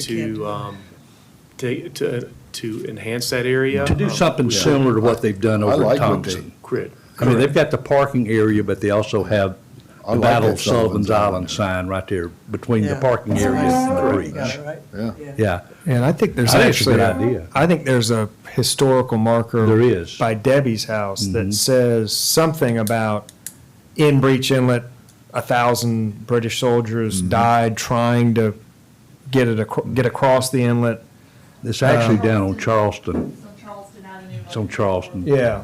Yeah. So you kind of have a lot of historical drownings there. You I also, like you have Good the, idea. Yeah, the Cornwallis, it designates General Cornwallis as a historical marker, the official is it one. talk about all the drownings? No, it in the doesn't talk inlet? about the drown, it talks about how the British attempted to cross Breach Inlet there. And, it kind of gives a brief story as much as the historical Yeah. marker can capture. And it's been there for a And- long time. I don't know exactly how long. And there's a certain amount of, we talk about it's just unsafe, and these signs clearly delineate that, but there's kind of an interesting, I guess there's an interesting component of what's happening hydrodynamically when the tide gets up and over that bar, it's creating, that's what happened to the folks that drowned, is it was like an airplane wing coming over those bars and just coming straight down and under. Yeah. That I kind of was thinking of it as an out tow, but it's actually the opposite. It's such a intense incoming current, the second it gets high enough to crest over the sandbar, that it creates that down tow, and it holds stuff, and, it's a strong current, and I think the chief's folks in a jet ski were kind of getting off, and they could feel it kind of pulling Oh, straight down. I've had my boat even on the other side of that bridge before, and it's hard to Mhm, control tough. it. You've got to have a lot of force going to be able to control it Yeah. because the current's so strong. I mean, it's strong. Yeah, Absolutely. yeah. And the last thing I would just like to mention is because it's, SCDOT bridge, the Hunley Bridge, there could be an opportunity to maybe mount signs on the bridge itself, to your point, on either side, just to delineate that area. There may be an opportunity, obviously, that's partnership with DOT and what they would allow and not, but to They're not, also send that message. they So, don't, they Yeah. don't like to hang stuff on their bridges. It's tough to get approval for that, so. Correct. But it could be an opportunity where you could see it from the water. You wouldn't see it unless you're in the water or below. Yeah. But yes, to your point, that would create a lot of partnership, a lot of opportunity. Yeah, But if- long-term, could be worth You're it. talking about like under the bridge or something Yes, like ma'am. that? Yeah, that would, yeah. Maybe on the historical signage, we could put up something on there like, don't let what happened to the British happen to you. Well, that's a good one. Those are There some we good go. ones. There you go. Douglas, is there I mean, we can certainly bring this idea to the workshop, but as an action item, you may want to get some kind of a conceptual drawing or Yep. idea of Yeah. what we could do to that area in terms of, making it similar to what Sullivan Island did. Yeah, I think that would be our next steps, is Yeah. we'd come up with kind of a site plan of Yeah. these signs here, this sign Yeah. there, a series of signs. So I think we've gotten some good All right. takeaways here. In the meantime, it is signed out there, and it is in multiple languages, but I think we could make it better.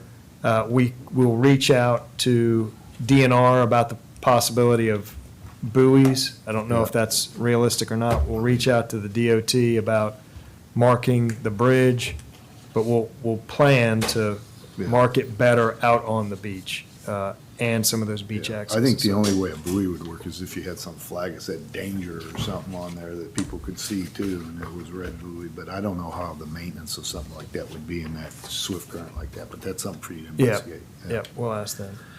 All right, next item on the agenda, discussion of golf cart regulations, and I guess these are some new regulations that were just passed at the state. Chief, I don't know if you want to. Yes, sir. Handle that.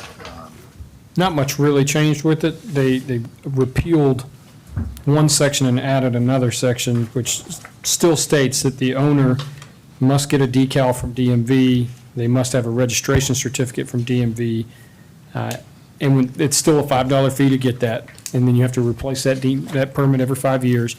The person operating the golf cart must have their driver's license, have the registration certificate, proof of insurance on their person when they're driving the golf cart. The other big change, there were a couple, but the other big change that applies to everybody is that anybody that is under the age of 12 now must have a seatbelt. They must be restrained in the seatbelt under state law. The other part that it does that I think we need to look at is a municipality has the ability to give different areas that golf carts can drive, to allow them to drive at night if they have headlights. But the big part that really applies to us is that we can create a golf cart path, which we have unofficially done on Palm Boulevard. Yeah. Around that S-curve and up to the shopping center. This gives us the ability to make that a little more legitimate and to bring back an ordinance in front of council to actually make that an approved golf cart path. Because technically, right now, when they're driving on that golf cart path, it is a violation of state law because it is in the right-of-way of a primary road. So we could actually dictate it by this new And ordinance. that's on the church, the Lutheran church and the Methodist church side you're talking It's on the about? opposite side. I thought that was the right of way for the neighborhood there. I think it's going to be your right-of-way for DOT roadway where the golf cart Okay. path still I- is. I- Yes, sir. That's It hurt on, someone. where Yeah. that path is DOT right away? It is, yes, sir. That S curve, and then remember, it stays, it It stays continues along it, yeah. all the way down that to parking where, lot. yes, sir. And And we even- cut the parking. That's what I was about to say. Yeah, we did. So we could pass an ordinance to Jimmy Ward did that. legitimate. Let me Okay, ask you something, Chief. What is the definition of public highway? So there's two different versions of a public highway. They're dictated by DOT what's a public highway. Right now, under state statute, 517 and Palm Boulevard are a primary highway. And then you have a secondary highway, which Palm Boulevard turns into a certain point. But a primary highway, golf carts cannot operate on right now. I kind of read, if the city wanted to, I read that under C1, you might have the ability to give them permission to drive on Palm Boulevard if council wanted to look at that. That's the way I mean, and this whole thing is around in other words, the first section says, to operate a vehicle commonly known as a golf cart on a public highway, the owner must blah, blah, blah, goes through everything. So it's to operate on a public highway. Are our streets owned by DOT public highways? They are, but further down, it should address the, If I could sort of tell Primary, you, there are yeah. different classifications that the state has for their routes. And their primary roads, and secondary roads, and local streets are the first generalities. The ones that are highly regulated are the numbered routes, which I'm just curious to know what, when they say public highway here, what are they referring to? What's they're the state referring requirement? to That's more general. secondary. If you, under D, basically it says if in the absence of one of those ordinances, they can only operate on a secondary highway where the speed limit is 35. So they left it vague enough in that first one to Yeah. be any highway, to give the municipality the option to change that direction on where it can be. But if you don't pass an ordinance for it, so like right now today, Yeah. they can only operate on a secondary highway where the speed limit is 35 miles or less. So the other part is any highway where the speed limit is 35 or less. and this is a draft, right? No, this is This is passed. This is passed? This was passed on May 22nd, I think I'm it was. surprised about that. And Palm Boulevard from Breach to 41st Yeah, is a primary highway. Yes, sir. yes. But it also is 30 miles per hour, but that's still, even though the speed limit has been reduced from 35 to 30, you still have to honor that being a primary highway, right? That's correct. It Yes, sir. doesn't fall under that less than 35 miles per hour Correct. rule. The only way it would change that would be by ordinance by the city under this new law. Yeah. Yeah. So are we, I can't believe this. what do you suggest we do with this? The only thing I mean, it's open to council to decide if they want to address one or two. I do believe we should look at four, 3 and 4, or 3A is where we really need to look at that whole section there, because we currently have a golf cart path, but we need to just, by ordinance, make it a legitimate, lawful ordinance. That's the only one I can see where I think we'd need to Are you take some looking at, type of um, action. C3, 3A. Yeah. Under C3B, golf cart path is separated from traffic, that's fine, by a curb. Separated from the traffic lanes by parking spaces, which is, I guess, another one, or is separated from the traffic lanes by a distance of 4 feet. So we've got a curb, concrete curb there. When you go around the corner, the curb drops. correct, but you've got So- parking spaces. Once you get around the corner, you've got parking spaces. So you could do And it, then yeah. Palm from 21st to the shopping center has the curb. And then you've got the 4 feet off as well around the S curve. So we actually, every area falls within this, Okay, this because it's an section. either or, not a. Okay. Okay. The other thing I was going to mention too is, I'm surprised that DOT, they probably couldn't stop this right here. They may fight it because this is definitely contrary to their normal standards now. And the way around it, if it is to just don't call it a golf cart path, call it a multi-use path. And then I think you can permit golf carts on it too. That's my, but Right. it's just it's just like, if you designate something a bike path, it has to follow these certain standards and stuff. You call it a multi-use path and you don't have to do that. And so I'm surprised that they would give this much leeway. There's, national standards and stuff say don't do it this way, so. And then crossing a highway, which in our area would be Palm Boulevard, just crossing it at intersections, perfectly legal Yes, sir. with a regular golf cart. Yes, sir. One of the things I think that caused the most confusion at those would be when golf carts forget that they don't get to use a pedestrian crosswalk to cross. And so sometimes we have to Right. stop golf cart operators because they think that they can cross on a pedestrian crosswalk and they have the right of way. And that would be incorrect. So. Right. So, I think two things is, I think if we want to do that, we need to write an ordinance around that. Correct. Making Yes, that sir. a path, so I think we should probably bring that to the next meeting as well. And then, I think we need to communicate this fairly wide, right? These changes, because there's significant changes, and people are going to get caught by surprise here, because it's law now. It is, yes, sir. It went into effect on May 22nd when the governor, And so especially, seatbelts, people are going to have to get conversion kits, the whole registration piece. It's you're going to take some time here, and I think we need to start communicating that pretty regularly. And I know one of the other things we talked about, Chief, you and I did, is that we probably should get with the rental community, because I know a lot of short-term rentals are now supplying golf carts with the rentals, or the option to rent.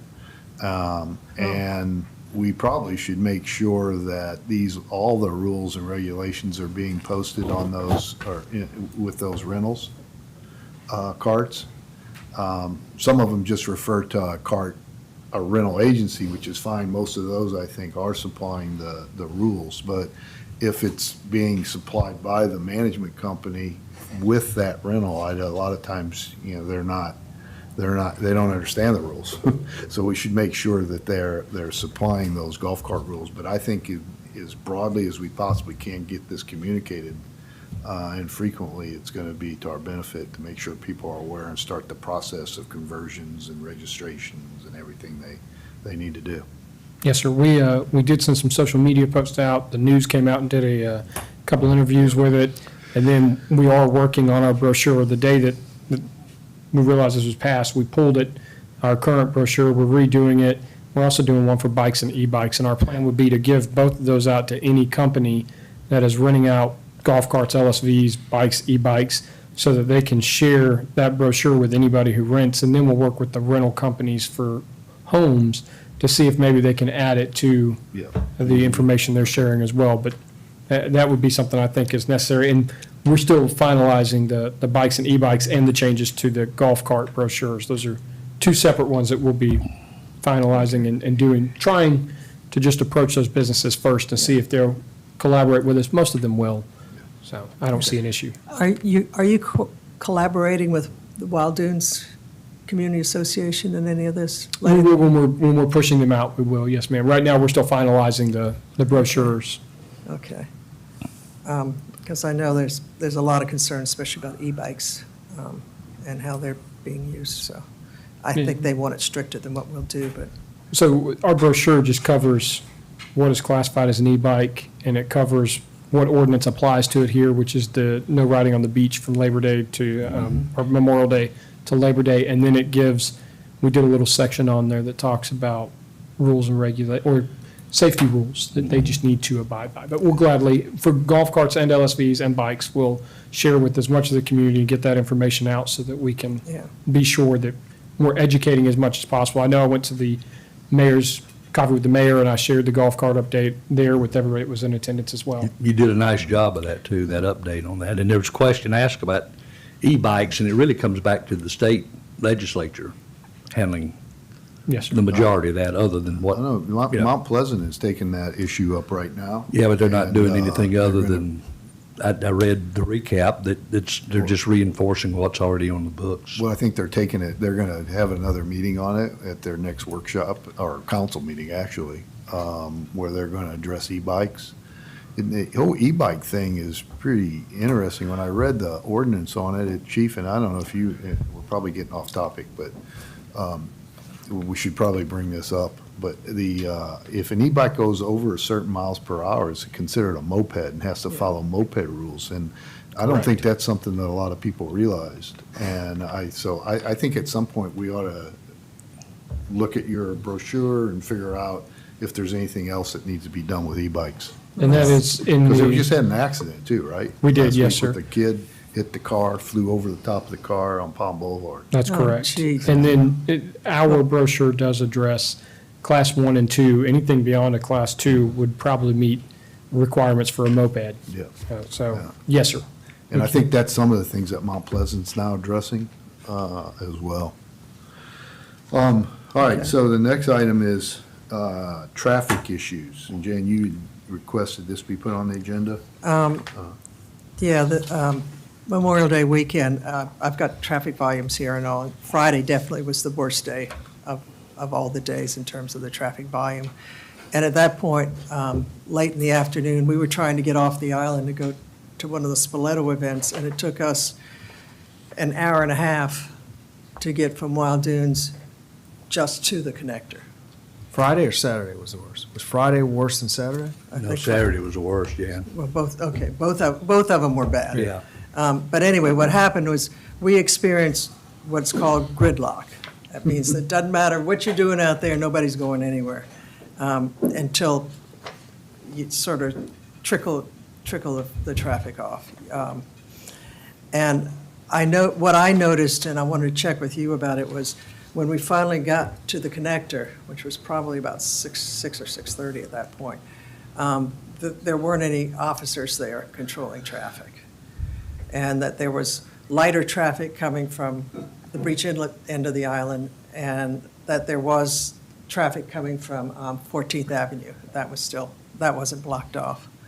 So that all along Palm Boulevard between 21st and all the way back to Wild Dunes was basically, all of the streets were congested, clogged with stopped traffic. So I was wondering, I know we have an officer that we post, or at least one, at Palm Boulevard and 14th Avenue. Did we have that over the weekend? I can specifically during a time where I knew it would be high traffic to get on the island. And even though I could leave at 6 o'clock and go home, instead I circled around Waterway and got onto So you saw Palm it. Boulevard and I Yeah. sat in that traffic. And Yeah. while I was there, I monitored the cameras, the 511 cameras, Uh-huh. at both our intersection and the rifle range. We did not have an officer at 14th. We actually have not put an officer there to handle traffic the entire 6 years I've been here, unless it was 4th of July. But I can tell you why. As I sat in that traffic and I watched those cameras, Yeah, the traffic flowing through the 14th and Palm had a couple times where it backed up. Majority of the time, it was flowing just fine. The Rifle Range and Isle of Palms connector was flowing smoothly. There were times when I was sitting still and there was no traffic coming from Isle of Palms going through that traffic. What it comes down to was the sheer volume of vehicles that were leaving. The merge from all the cars that tried to pass and go through the neighborhood from 22nd onto Palm. Yeah, There was a lack of good merging skills. And then when you got to 21st and Palm, there was another lack of merging ability. And then 19th at Palm, there was a lack of merging ability. And then when you got around that S-curve, everybody who thinks they can get ahead of everybody gets into that left lane to go up, only to merge back into that right lane. It was just sheerly too many vehicles trying to merge into one lane. Because even when I made it through the connector, or through the light at 14th and Palm to turn right on the connector, minus a couple of people who would slow down to look at the beautiful view, traffic flowed smooth Yeah, it to did. get to rifle range. So the traffic signal did what it was supposed to do. It worked just fine. It really comes down to a significant number of vehicles on Palm Boulevard Okay. from 21st back trying to okay. merge. One of the things that you do well when a police officer is there is giving the leg of the intersection that's the heaviest priority and making the other three approaches, stop the other three approaches. So what I was experiencing, and it was going to take a long time for traffic to get back to normal, because once you reach gridlock, it takes forever.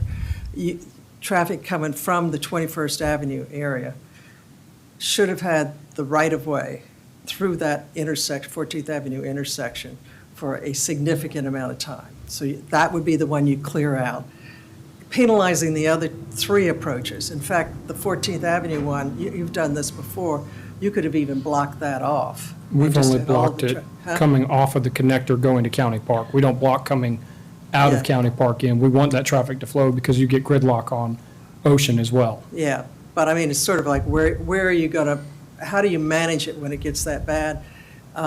You sort of spread out the problem a little bit more, is sort of what I'm saying here, so that you, Yeah, I think someone brought this to my attention as well, to what you're saying, is that when you're coming, I'll say from the north, coming this way, if people are turning left, right? Right. No one's really going further down Palm. Right. So everybody's turning left, so they have an arrow to turn left.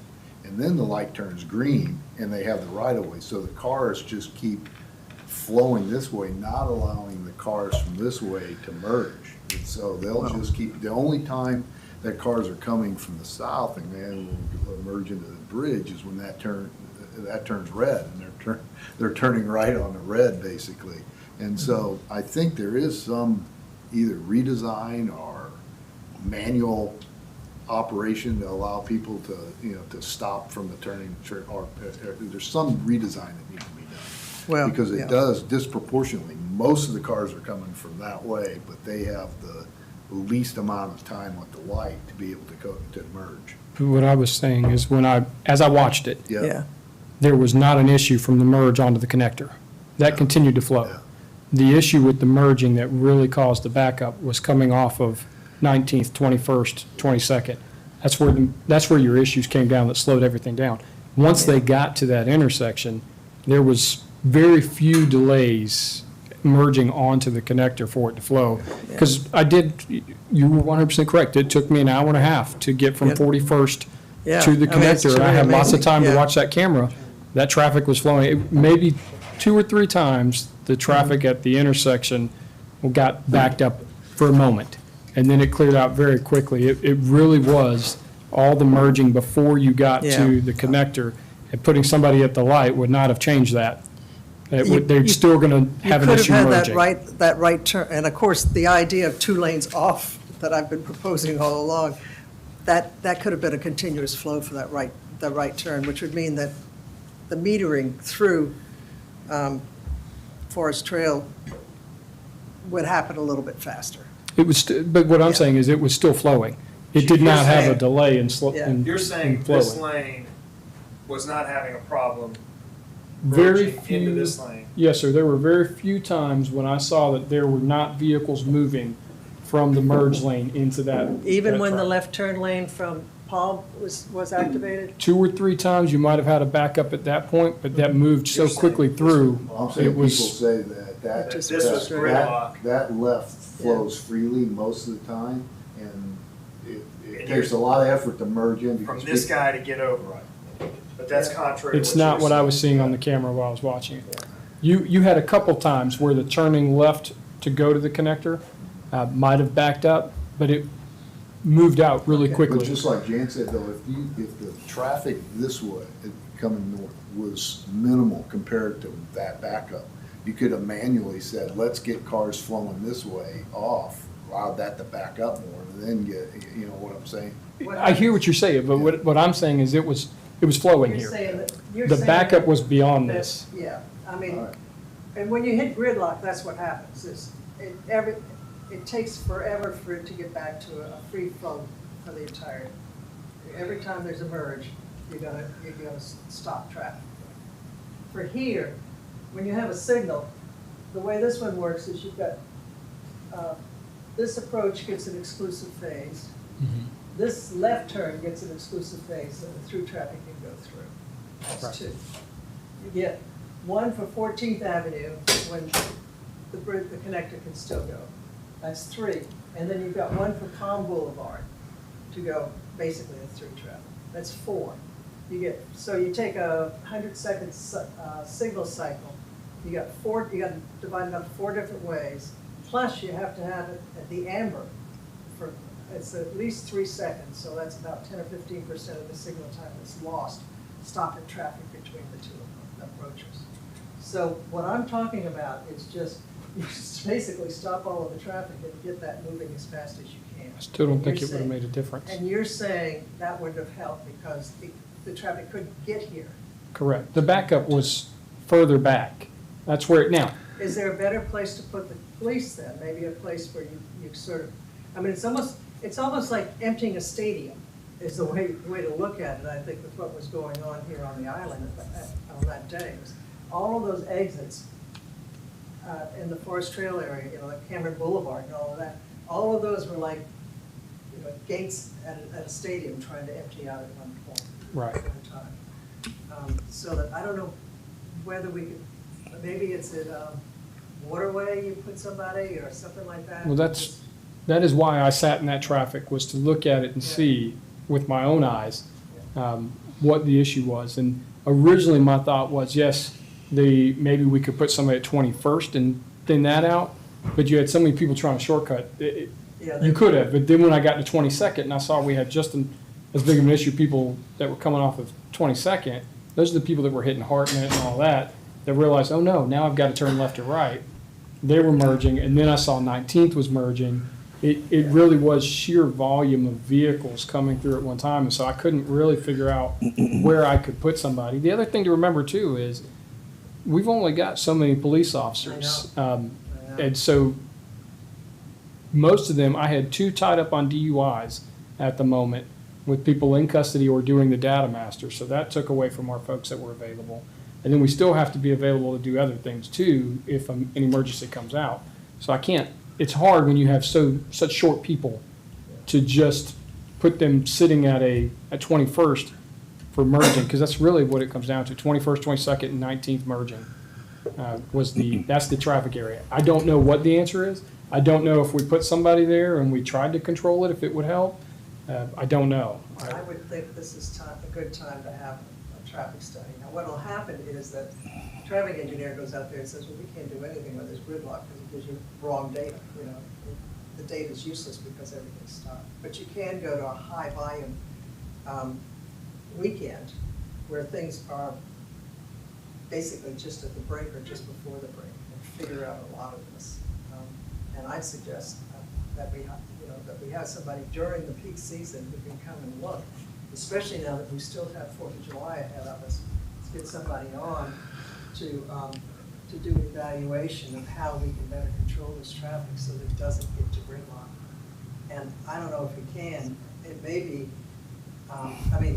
normally what you do, think of a stadium is you hold up the traffic, get the first lanes out, and then you add in more and more and more. So the person at the back is waiting the longest, but everybody else is having a shorter time to get through. If I could weigh in, I've been sitting here quietly listening to all this. I monitored 511 all that day, the DOT site, whatever it is.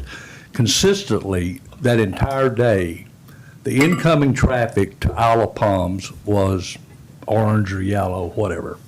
Sometimes red on Yeah. portions of it, back near rifle range, trying to get on.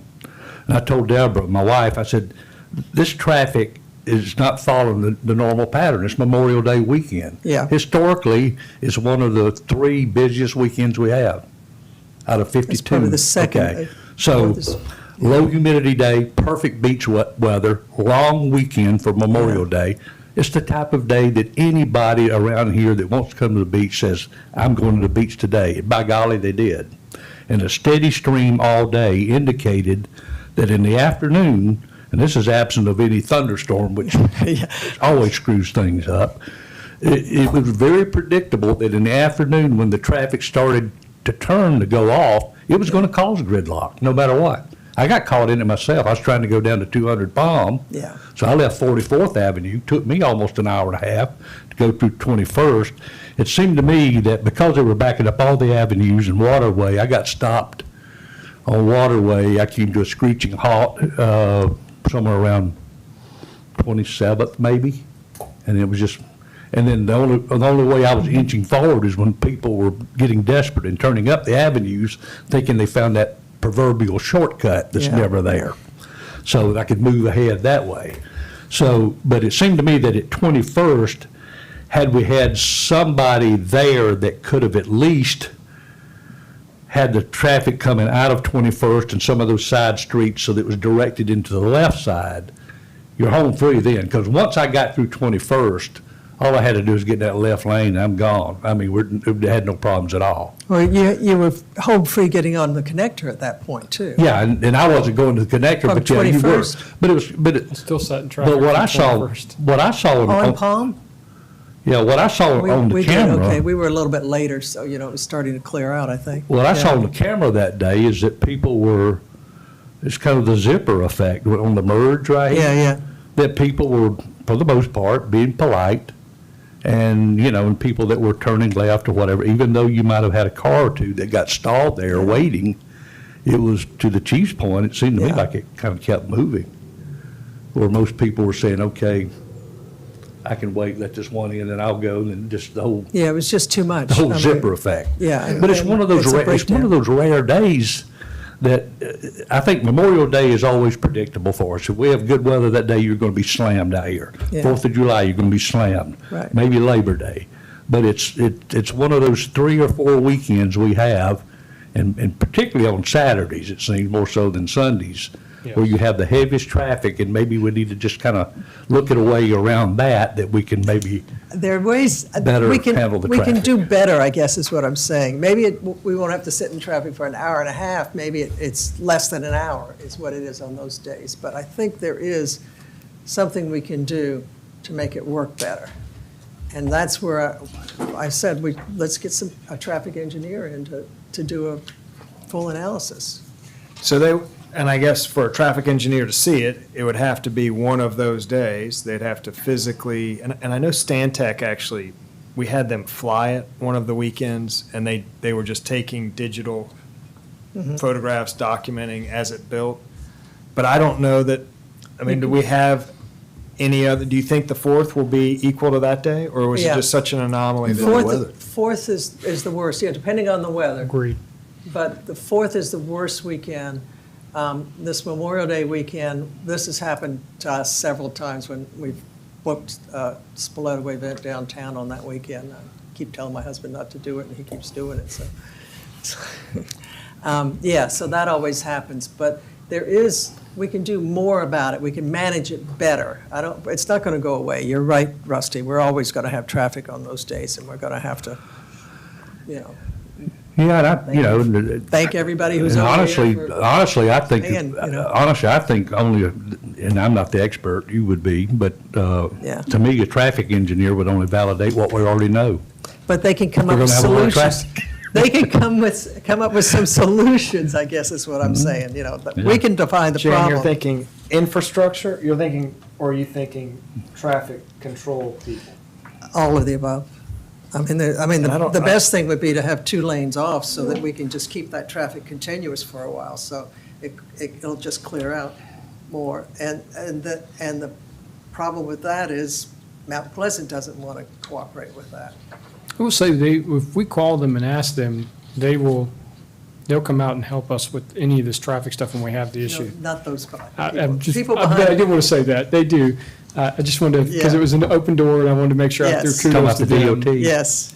Or, Mount Pleasant. The Mount Pleasant, Okay. yeah, with the signal control at Rifle Range, they're more than happy, but when it comes to making some, restriping the, Yes, ma'am. it's beyond our control, that's for sure. But anyway, I think there is, and I think it's a good time for us to look at it, because it's not just those two, like you said, Rusty, those 2 weekends we have to live with. But the rest of the year, we really do want traffic to flow the best we can, so that we don't have to, so it's not happening every day for 3 months, that it's happening as fewer days as possible, I think is what, so, anyway, I don't, I think. any Stan action to Tech- be taken, or? I think one of Chair. the actions on our list too that we're going through was to have an island-wide study, traffic. I don't know if study. we don't have, do we have anything in the plans to do anything like that? No, No. not So explicitly. we I mean, have to mean, allocate. If you're gonna funds do for it though by the 4th, you gotta get started, like, need to bring it to workshop, next week and have a discussion on it and I mean, we wouldn't be able to vote on it because it's not in the budget, so we'd have to vote at the end of the month, which is too close to be able to get it done by the 4th. Well, what we can do is a two-part sort of thing, where we could, if we decided that we wanted to do this, we do have on-call services with Jennifer Beal Engineering. She did some counts for us before, and you could have someone collect the data. Do you And then- understand the scope of what would be requested to get a price from her and see what her proposal would be? The counts are like, I think, depending upon how many we wanted, I think she only charged us like $3,500, I think, for the one she did for us a But couple wouldn't of you, years ago. I guess I was understanding, you would want somebody to watch and analyze the build Yeah. through the day to see it, is it Okay. people turning from Waterway onto the avenues? exactly. Is it the zipper at 21st and Palm? Is it the lane? I mean, I don't know that counts I don't know, Right. but I'm guessing we need somebody that actually watches it throughout the day, build. I would I agree think with that's what you. we want, And yeah. And I think I would just ask her and just see if it's even- if it's even possible or not. And if it is, then we want to put something on the agenda for the workshop, we can. But I think you should have a conversation with her first to see what's possible. Yeah, and we've had the same arrangement with Stantec as well. Yeah. I mean, Stantec's the one that's actually, I think they just, personnel there had changed, Yeah. had turned over, so that was what we had looked at before. so But, yeah, if those- one of those or Yeah. any traffic engineer You is know. available, and I guess it's now a month away, to watch it, study it, and just collect the data, you want us to put that on the workshop and council agenda for Well, let's sit on the consideration? workshop first and see where it goes after that. I mean, and what we do is we could just set a limit of maybe up to $5,000 for somebody to do this initial work, to be on site, to observe the problem, and then to follow up with a full detailed scope of work where they do an analysis and a recommendation, which would be a second part of the study. If we wanted to get somebody on board that can do this by, in a couple of weeks.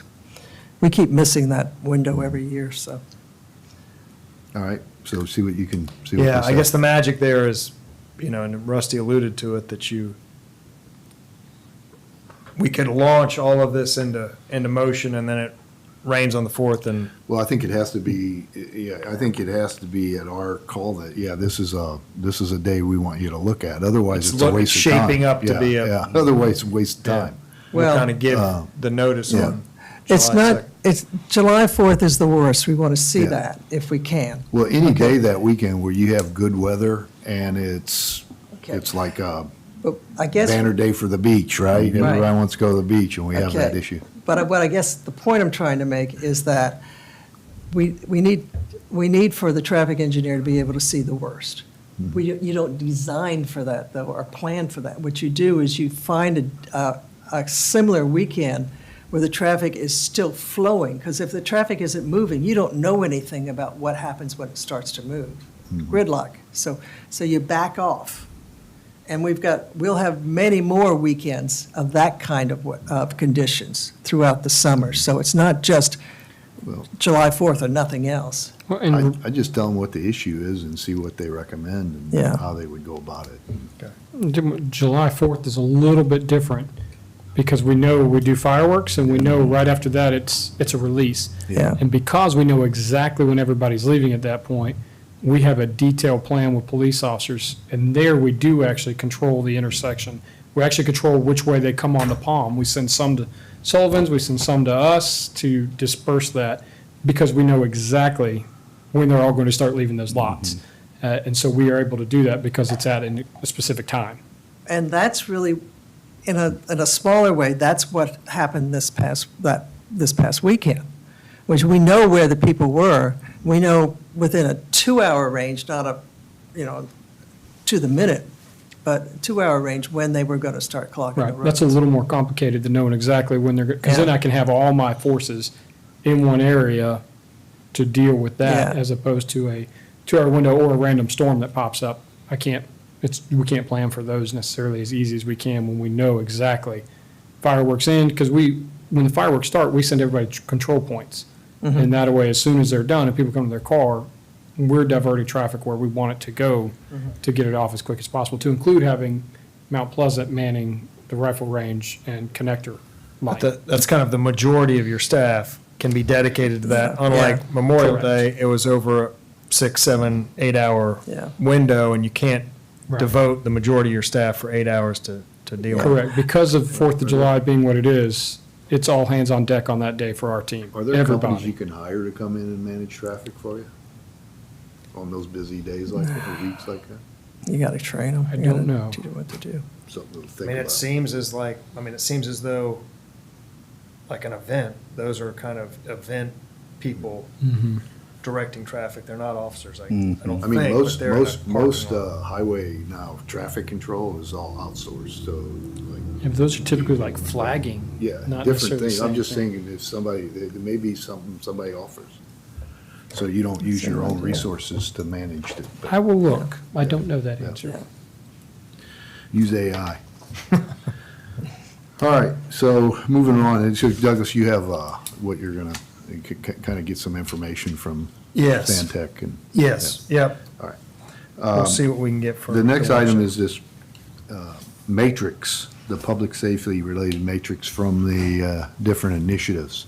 And we have something in our packet that you sorted out based on a couple criteria, but it's a starting point, not not an all-inclusive list of what was put onto the public safety committee. Do you want to cover, at Yeah. least comment on what you? Yeah, and I guess I would preface this by saying we have the entire council has almost 300 different recommendations to kind of sort through and review, come up with recommendations, come up with next action items. Been a little bit of a challenge for us to figure out an easy way for you all to kind of eat the elephant. And so this is the closest thing that we could come up to as the one bite at a time kind of solution, where we have put all of the 300 into a matrix. We've now sorted it down to the Public Safety Committee assignments, and I have just taken the one column that is initiative and put on this agenda, very specifically, the two that I thought were relatively relevant to your discussions today. So these are only the traffic flow initiative and the golf cart code enforcement initiatives.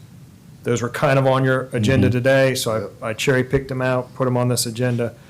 But that's to say, we could do this, I mean, there's a million different ways we could kind of go through this matrix. So this is our stab at what we feel like is a path forward, but we could do it however you all would like to do it.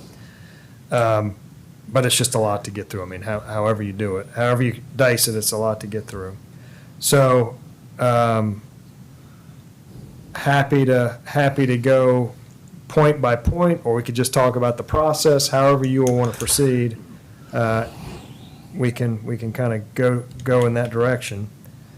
A lot of this we've already touched on Yeah, that's in what our I was gonna say. discussion. I mean, it's, yeah. So, and I guess we're also coming to these after you've now sat here for 2 hours. I don't know if it's, You if, know, you sent this list to us, the bigger list, and maybe, you know, it is a difficult task to get through all this, but maybe one idea is for us all to kind of go back and sort through that and look at it. And I like the items that are easy first, which are these actionable items for us to look at, and there's more on there that. And then if you look at from actionable to the timeline, I like the short timeline. Most of them are actionable or short, but some of them are longer. And then the third thing I'm looking at is how much funding they require, because if we don't have them in the current budget, you know, it gets more difficult to get funding.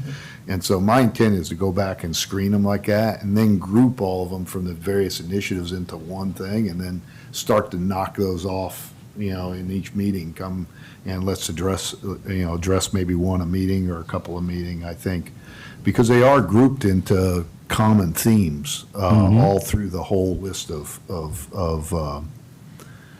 actions. And so I haven't, to be honest, I haven't spent much time with it yet, and that was my intent between, you know, between now and the next meeting, to really go through and do some sorting and combining to get a reasonable list of action for the next, you know, few meetings.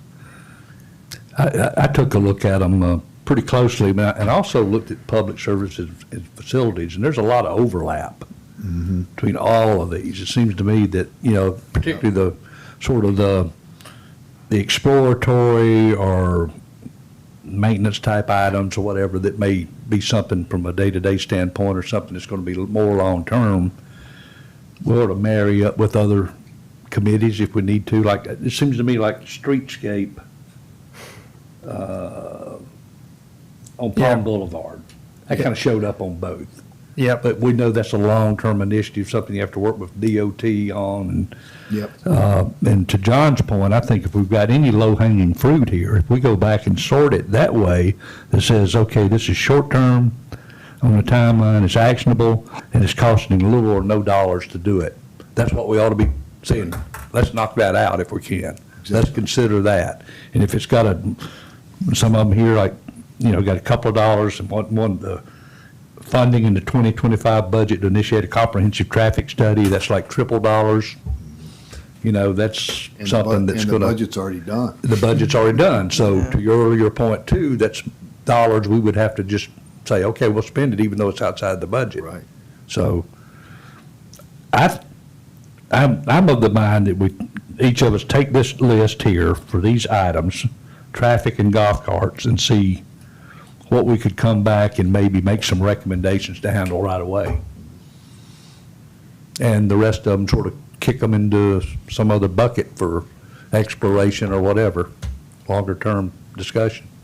If I can make a quick note, you guys are so good, you've already hit the first one today. It's already in the works. It Good is. job. Low-hanging fruit, You're already there. What, the golf carts? Yeah. Got those done. Take a win where you get it. yeah, and from, you kind of go through the list, so you got the golf cart one that we just talked about, you've got, we talked a little bit about getting LSV and golf cart folks to agree to safety standards. Kind of touched on that today. We just talked about, you go about halfway down, working with a Can let's traffic ask- engineer consultant to devise solutions to manage traffic efficiently, minimize congestion, support funding so you're kind of working on that today. We've just talked about evaluate lane configuration, the Allen Palms connector. So you're kind of hitting on all of these throughout just even the course of today. Yep.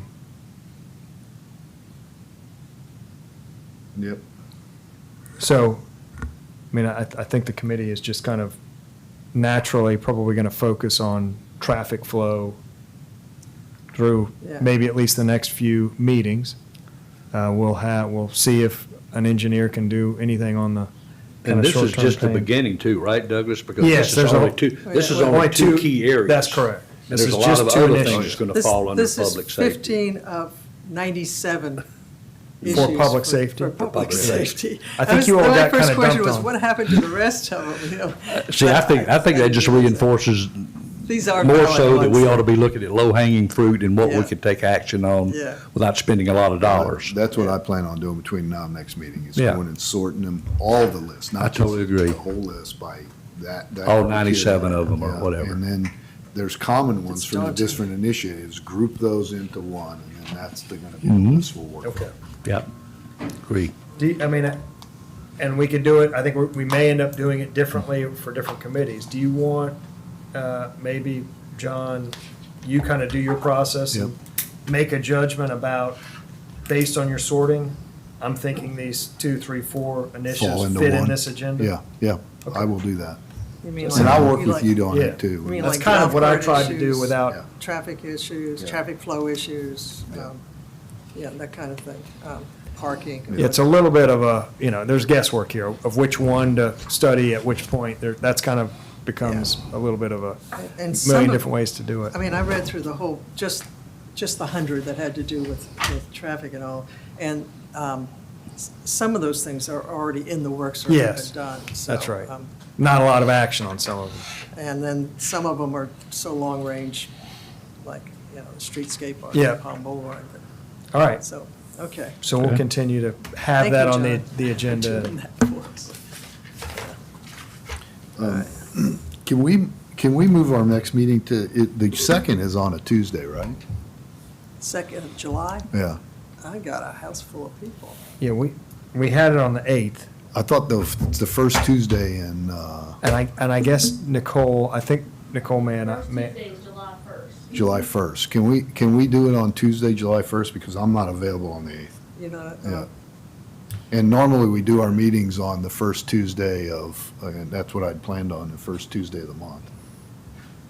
I could do it then. I could do it. I mean, I'll be in town. Yeah. Let's And just we'll- don't have a 2-hour Yeah, meeting. I hope not. So can we move it to July 1st? Douglas? I'll Yep. leave Jim in charge of the house. Okay. All right. All right, we go further Well, business. Chair, just Oh, one thing I wanted to, under miscellaneous, several meetings ago now, one of the things that I brought to the committee and the takeaway, I think, Chief, I think you or Douglas were going to handle this, or at least look into it, but we had a request to consider painting a pedestrian crosswalk at 43rd and Palm. Right now, we have those broken white lines. And it was a takeaway from somebody. I'd have to go look back. I just want to see if we have someone following it up on that to see if that's something possible to do. I know we Along had with some DOT. conversations with Robert Acero about that, but I don't know where it's at. Let me add that to my file. 43rd Yeah. and Palm Crosswalk. 43rd and Palm. And if you go up there, Douglas, you'll see it's the broken white line, the Yeah. old type of pedestrian Yeah. walkover that's already there. We had several requests from people who come in from Wildwood and from that area down there Yeah. Yeah, that's that about- walk up there and have difficulty crossing. If Okay. you tried to do it, you couldn't, 42nd would be too close to the T-bone intersection. Yeah, But 43rd, it might make more sense because there's already a crosswalk of sorts there. It's just not one of the official Right, painted we ones. can't add any more. I do know that DOT has said no to adding more. Uh-huh. But we can certainly, I think what I was supposed to do is follow up with Robert about repainting the one at 43rd. Mhm. And so I'll revisit that and make Okay. sure that we didn't lose that in the Okay. midst of Just everything else. Whatever we could do to help would be good. yeah.